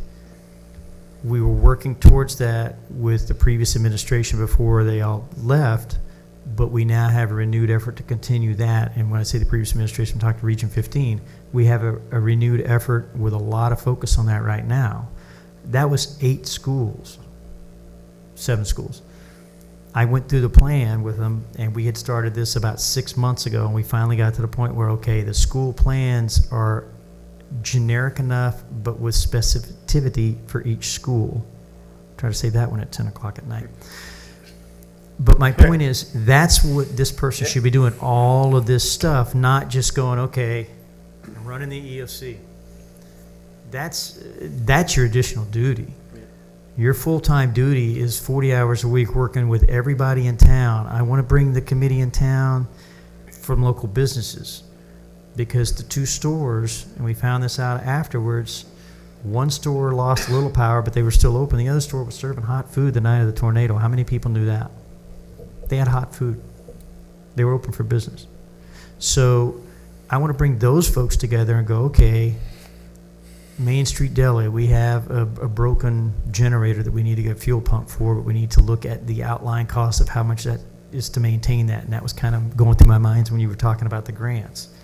Great thing we got, but how much is it going to cost to maintain a 1970s piece of equipment on the outlying years now? Might get expensive. Those are the things that this person, like grants, this person should be looking into every one of those. I don't have time to do that right now because I'm just trying to get the basics done right here. I mean, all of that, and there's probably, you can go on and on, I think. Yep. I think the breadth of the responsibility, the scale, it's the scale of what is a really awesome responsibility in terms of the need and also the sense of urgency of the just in case, and the breadth of what defines an emergency. I don't think that, the average person understands that. You just touched on a couple of the things of when that person goes. So, like I said, I think it's 10 o'clock at night, 10:30. I think that when I look at these numbers, I would be very comfortable having a conversation with our Board of Finance saying, find it. We can afford it.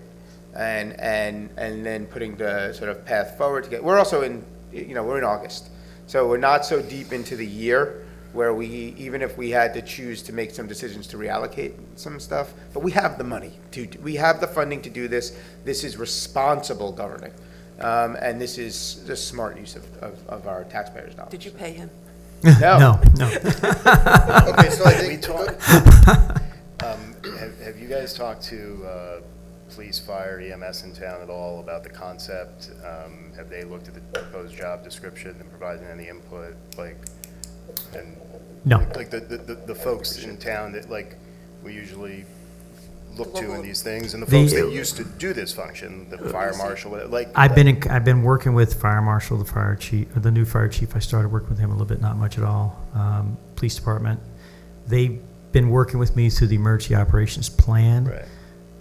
To have them see the job description, I didn't pass it around to them because I took a lot of that from the state emergency management job description and tailored it to the towns. not just the job description, but the sort of Concept.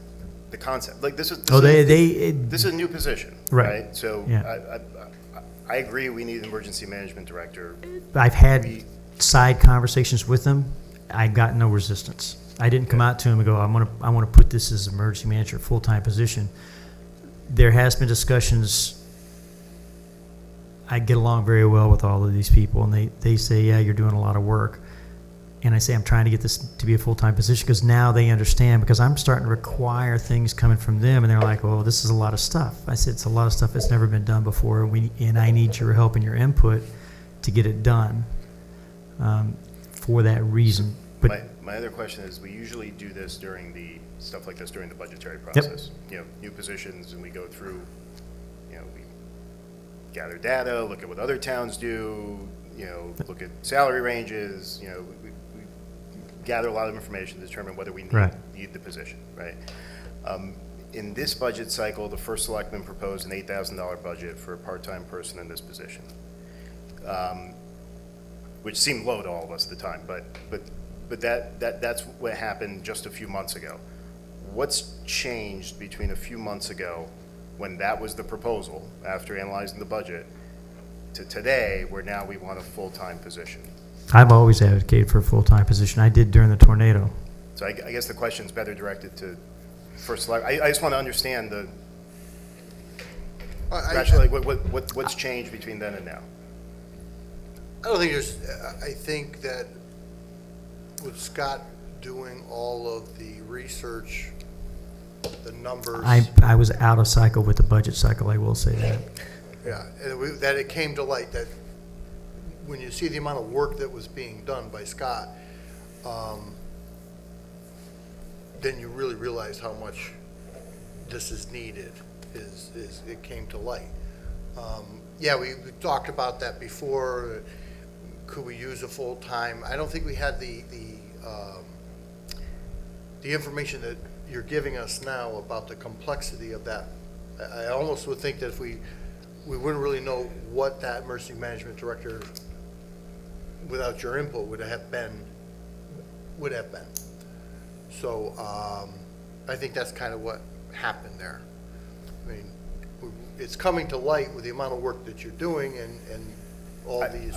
I agree, Scott's doing way too much work for a volunteer gig. And, you know, we should have, I mean, we've been talking about this. I've talked to you, Jeff, 2 years ago. I've talked to you a number, we need an emergency management director. You know, what that looks like is the question, but I think we need one, and we need one right away. So let's say this board decides that we're going to have a full-time emergency management director, right?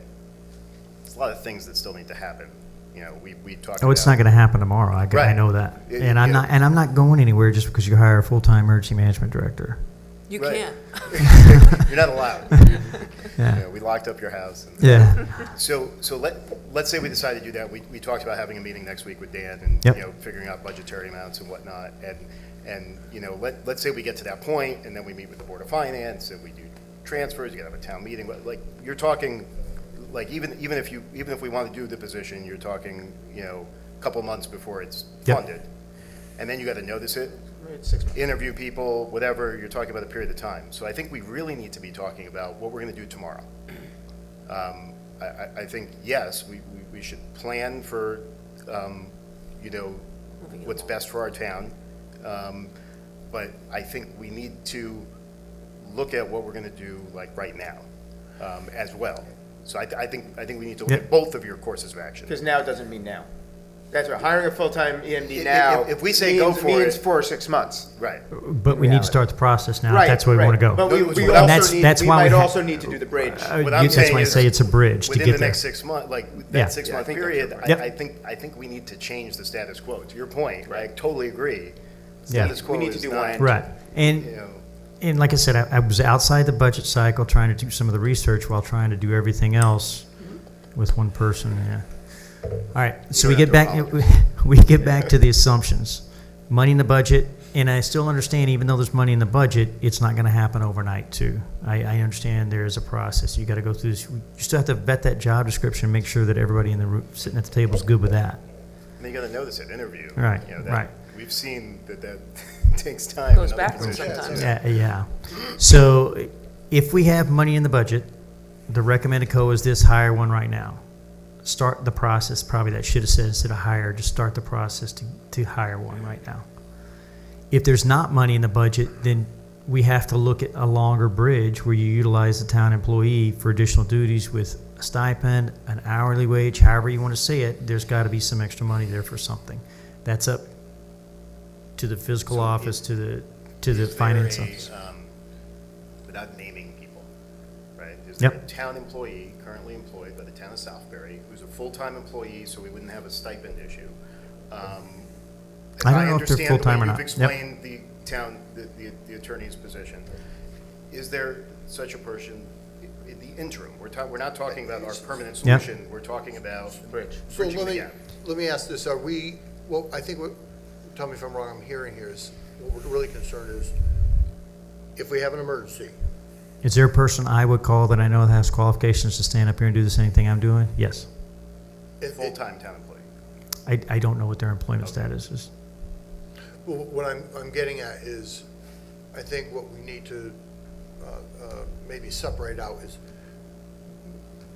what are we gonna do if there's, tomorrow, a situation hits? Is there someone who will step in, run the emergency management operation? We just came off a tornado, we're pretty familiar with the people who were there getting involved in doing it. I think that's one thing. And then the other thing is how do we get this where there's someone who can make sure these plans are in place, visiting. Now, so what I'm saying is, we get somebody now, they're not gonna go out and visit the nursing Now, home. you still, if you're doing an additional duty or a part-time person, you still don't have a full-time EMD. It would take some of the load off of me to where I can continue to help out with some of these additional duties. And like I said, just because you get somebody in this position, I'm not gonna run away because I need help or I can support them. They should be the EMD, I should still be the deputy, supporting them. I can take on the planning role, I can take on a lot of this stuff in here. So just, Jeff, so I just want to be, so assuming there's budget. Yep. All right, assuming there's budget, and now knowing what we're saying, that hiring a full-time EMD means hiring somebody 4 to 6 months from now, having them on board and in place, Yep. through the whole Yep. process. Your recommendation would then be 1 and 2, move immediately to start that process of finding that, employee, which includes getting approval for budget, includes Correct. the interview, finalizing a job description, posting the job description, the town meeting that would need to be to move the funds to all the things we need to do there, right?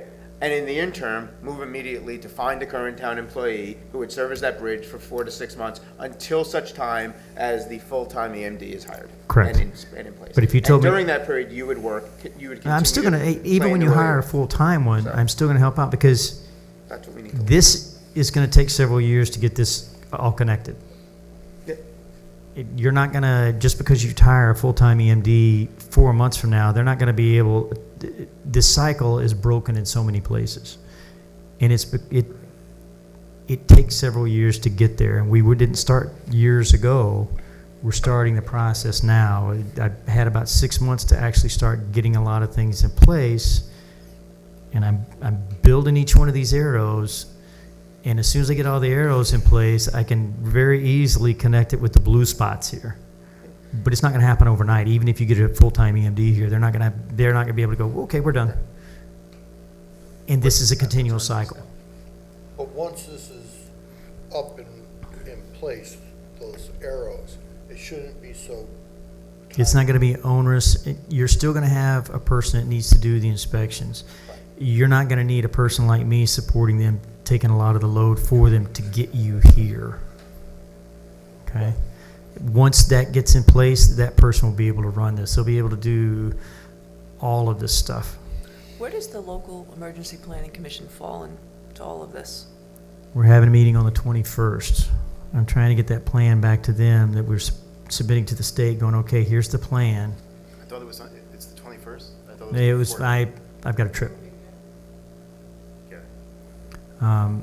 So they're helping with this.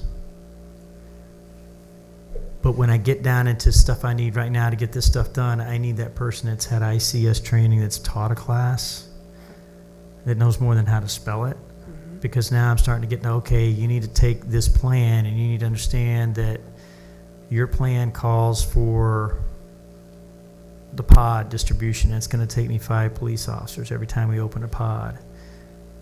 We've also got to have traffic control because we lost power, which caused the water pumps in the wells for everybody's water to stop running. So now they got to come get water, which is why we have a pod in the first place. Now I've got traffic issues all over town. I got power outages all over town where people are calling because something happened in their house. My police officers are very low density. When I have an emergency of a power outage in town like the tornado, I need about 130 of them. And we don't have them. Right, but So I need the person that understands that right now. Everybody on the LEPC is not at the same level. okay. So I'm trying to get the plan back to them to go, okay, here's our plan. Look at the plan. Now we're going to start bringing some people in from the state to teach some courses.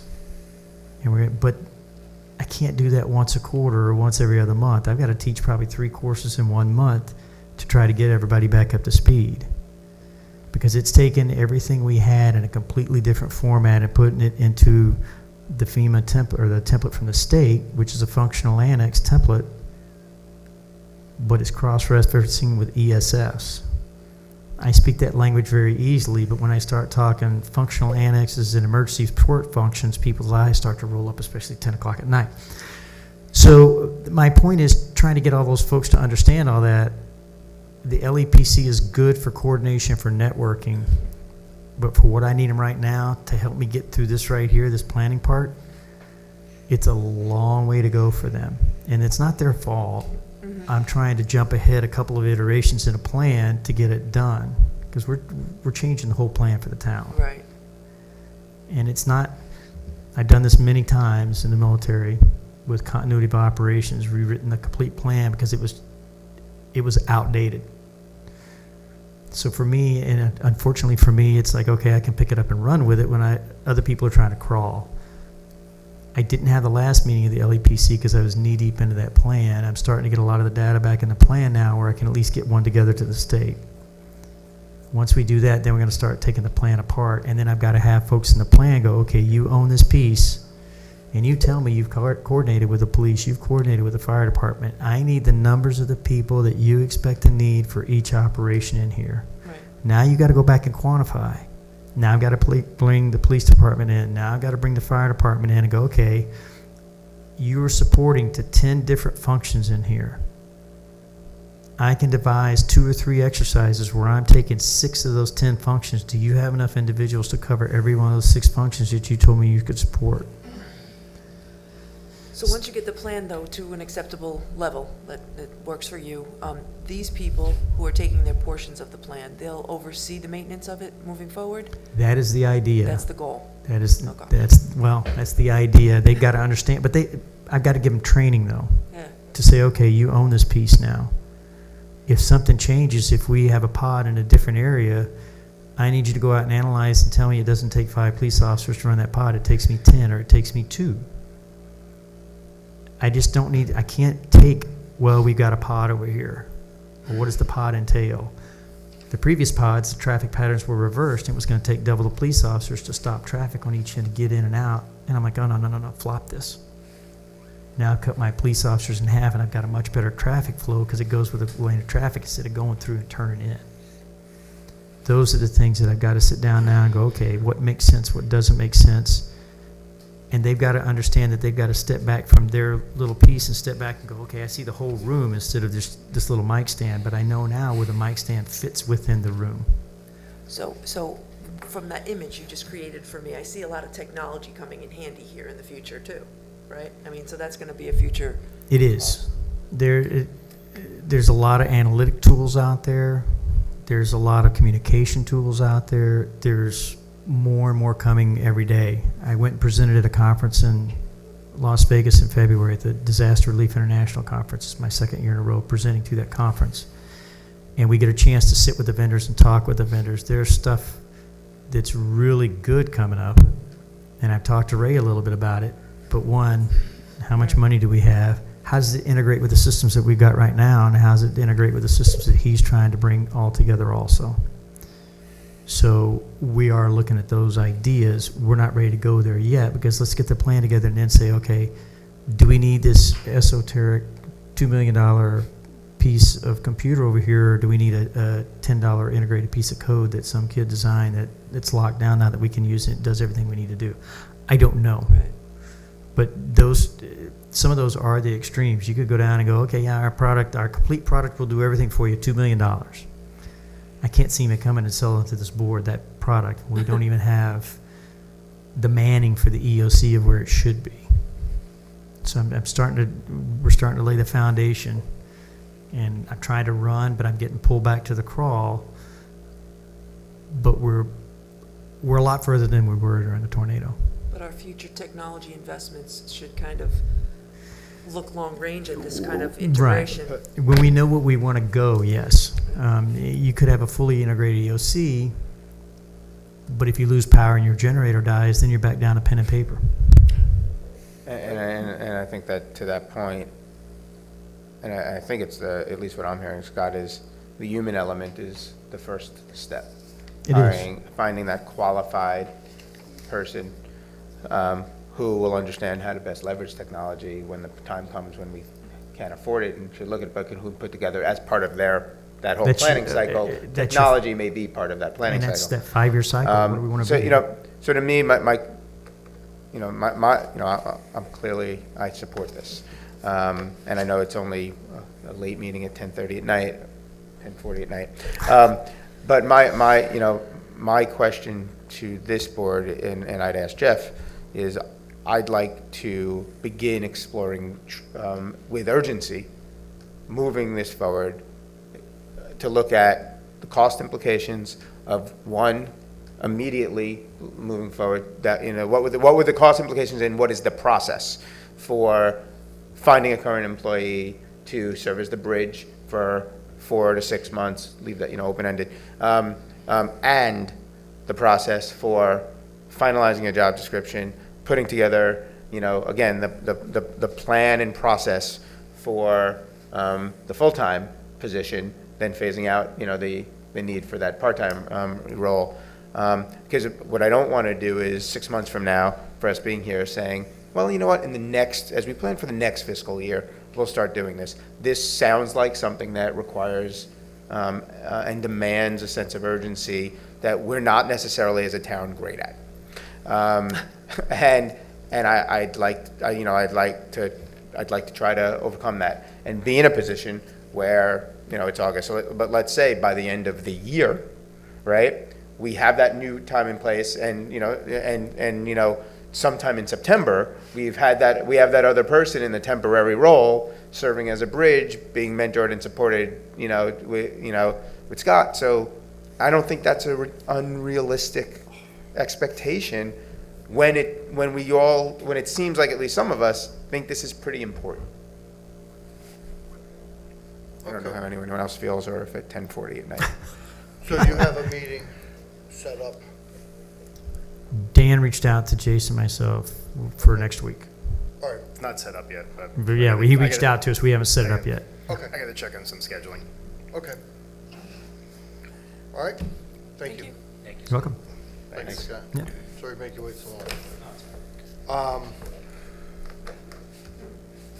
Under new business. There's nothing there. I don't see anything under new There's business. nothing. I would, I sent out an email. Betsy, do you have it from the Strategic Planning Commission? I'm a little, we talked about the Strategic Planning Commission. One thing we were all concerned with is that it didn't become political. Do you have that email? What? Isn't that the email? I had forwarded an email. Was it an email just to you, Jeff, or to all of us? I'm sorry? Was this the email you had forwarded to all of us? Mm-hmm. Okay, I'm going to pull it up.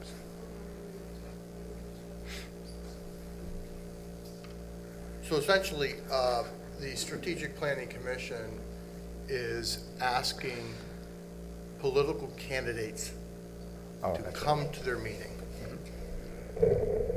One of the things this board was concerned with is that the strategic plan and the Strategic Planning Committee did not become political. It's very unusual, or never have happened, where candidates are brought before the Planning Commission, brought before the zoning, brought before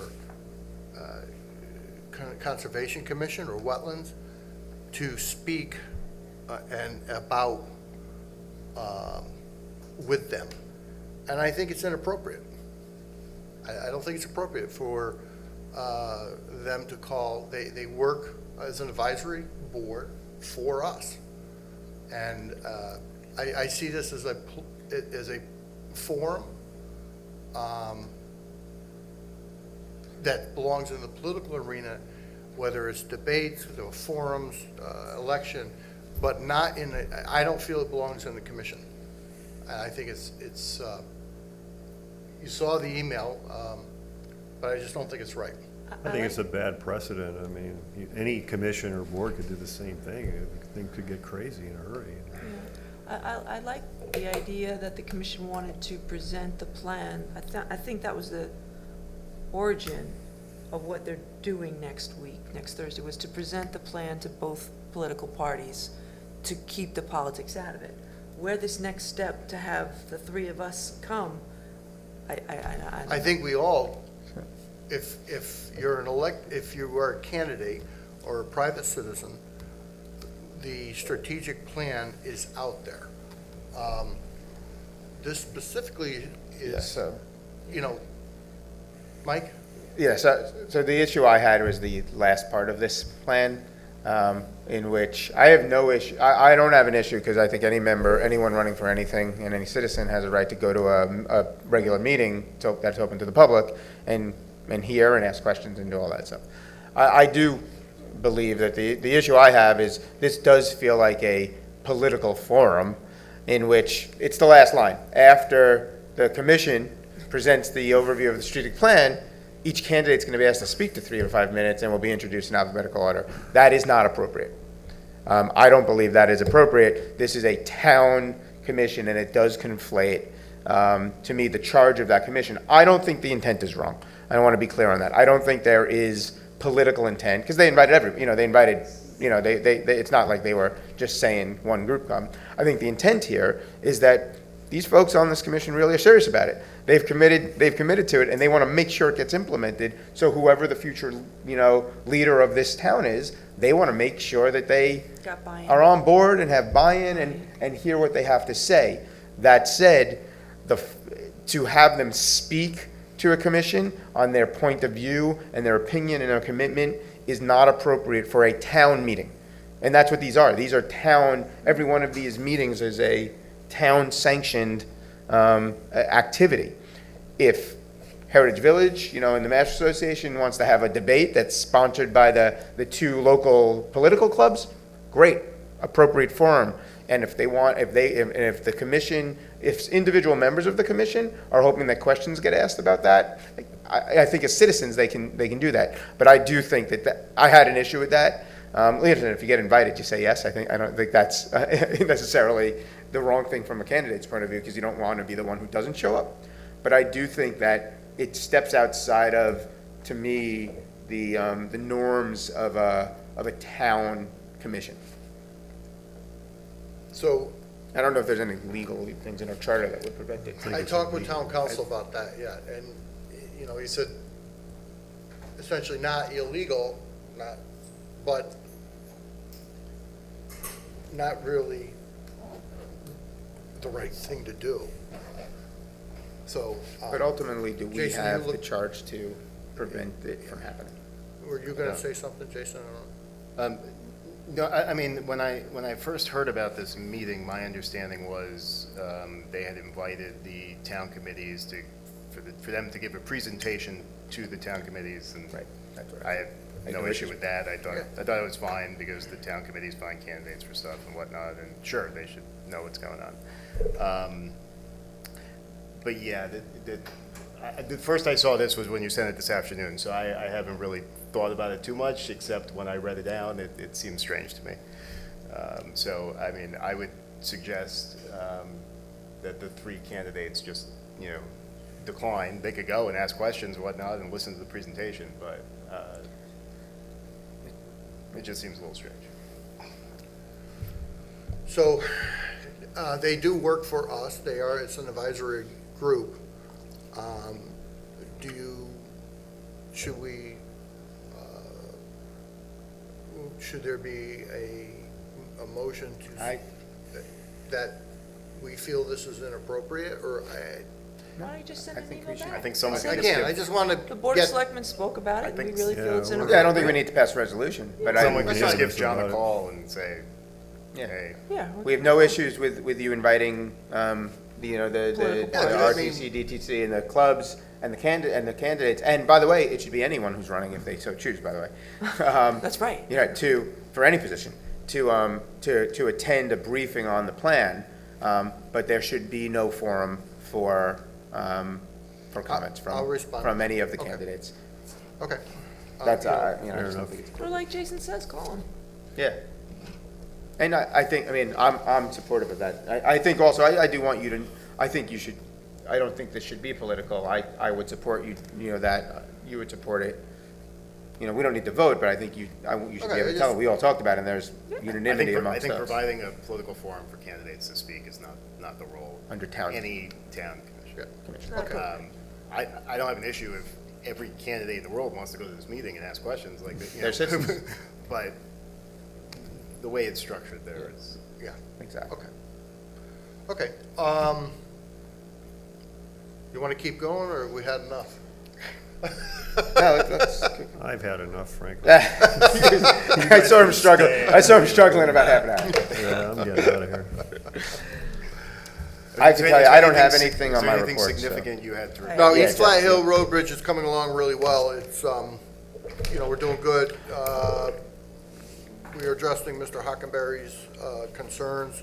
John Cattell has a letter, it's going out. We'll get a copy of that to everybody. Jeff, and that's the one thing, the gentleman who spoke, at the 6 hours ago.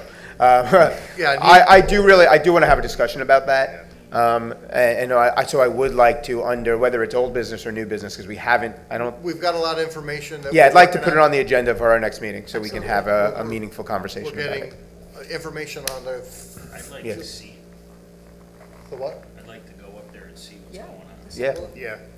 But I don't want to just walk in there. Right. These guys- They might shoot you. Organize it with them, Yeah. with the residents. well, of can the we do town. a little field trip? No, it's not I'm up that for that. busy. You can go up. Okay. Yeah. Just hold my office, we'll go up. It doesn't matter. You could walk there from here. Before Road the work- next meeting, let's all The road try to work is plan going Let's go at along, midnight. the road work's going along Let's go really now. well. Yeah, we can go right now. The fog sealing, I've had people, believe it or not, I've been approached by people, as much as we don't like the chip sealing, and everybody, when you get first doing it, it seems that people are like, once that fogging is done, they're like, wow, this is like really nice. It holds the stones down. They don't bounce off your car anymore. So, But, it's working good. There's some work being done in our parks now. Public Works has been in some of our parks, clearing back and doing some work, different spots. So we knew that was something we wanted to do. The new machine is not in yet, but they've been able to get some of this work done. Kudos to the Highway Department. They're down, how many guys? Seven out of 18. Whoa. Two on FMLA, I got two on comp, I got another one that is sick here and there, I think I got a third one up. But you've been able to get out to the, But we are, yeah, at our outside properties, losing most of our seasonals now because they start, it's August, they start going back to school. I do have a couple elderly ones that help us, that are retired, that help us out throughout the extension of it.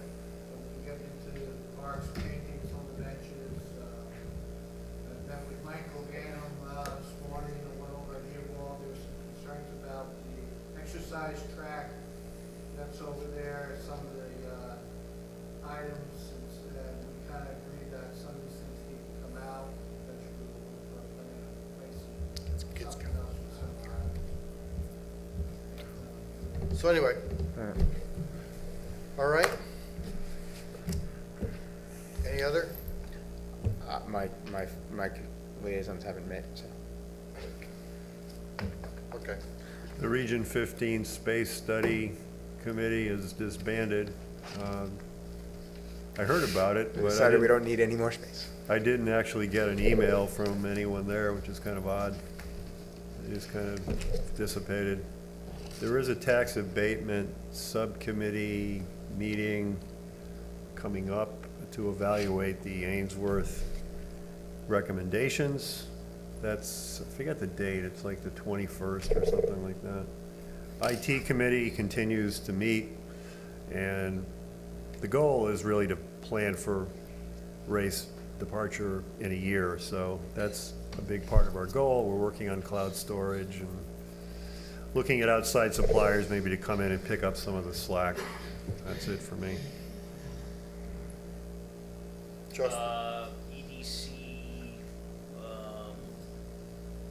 did meet last Wednesday. They changed from their normal date because of the caucuses. I was not able to attend that one, so I'll update you next time. IPOC has not met.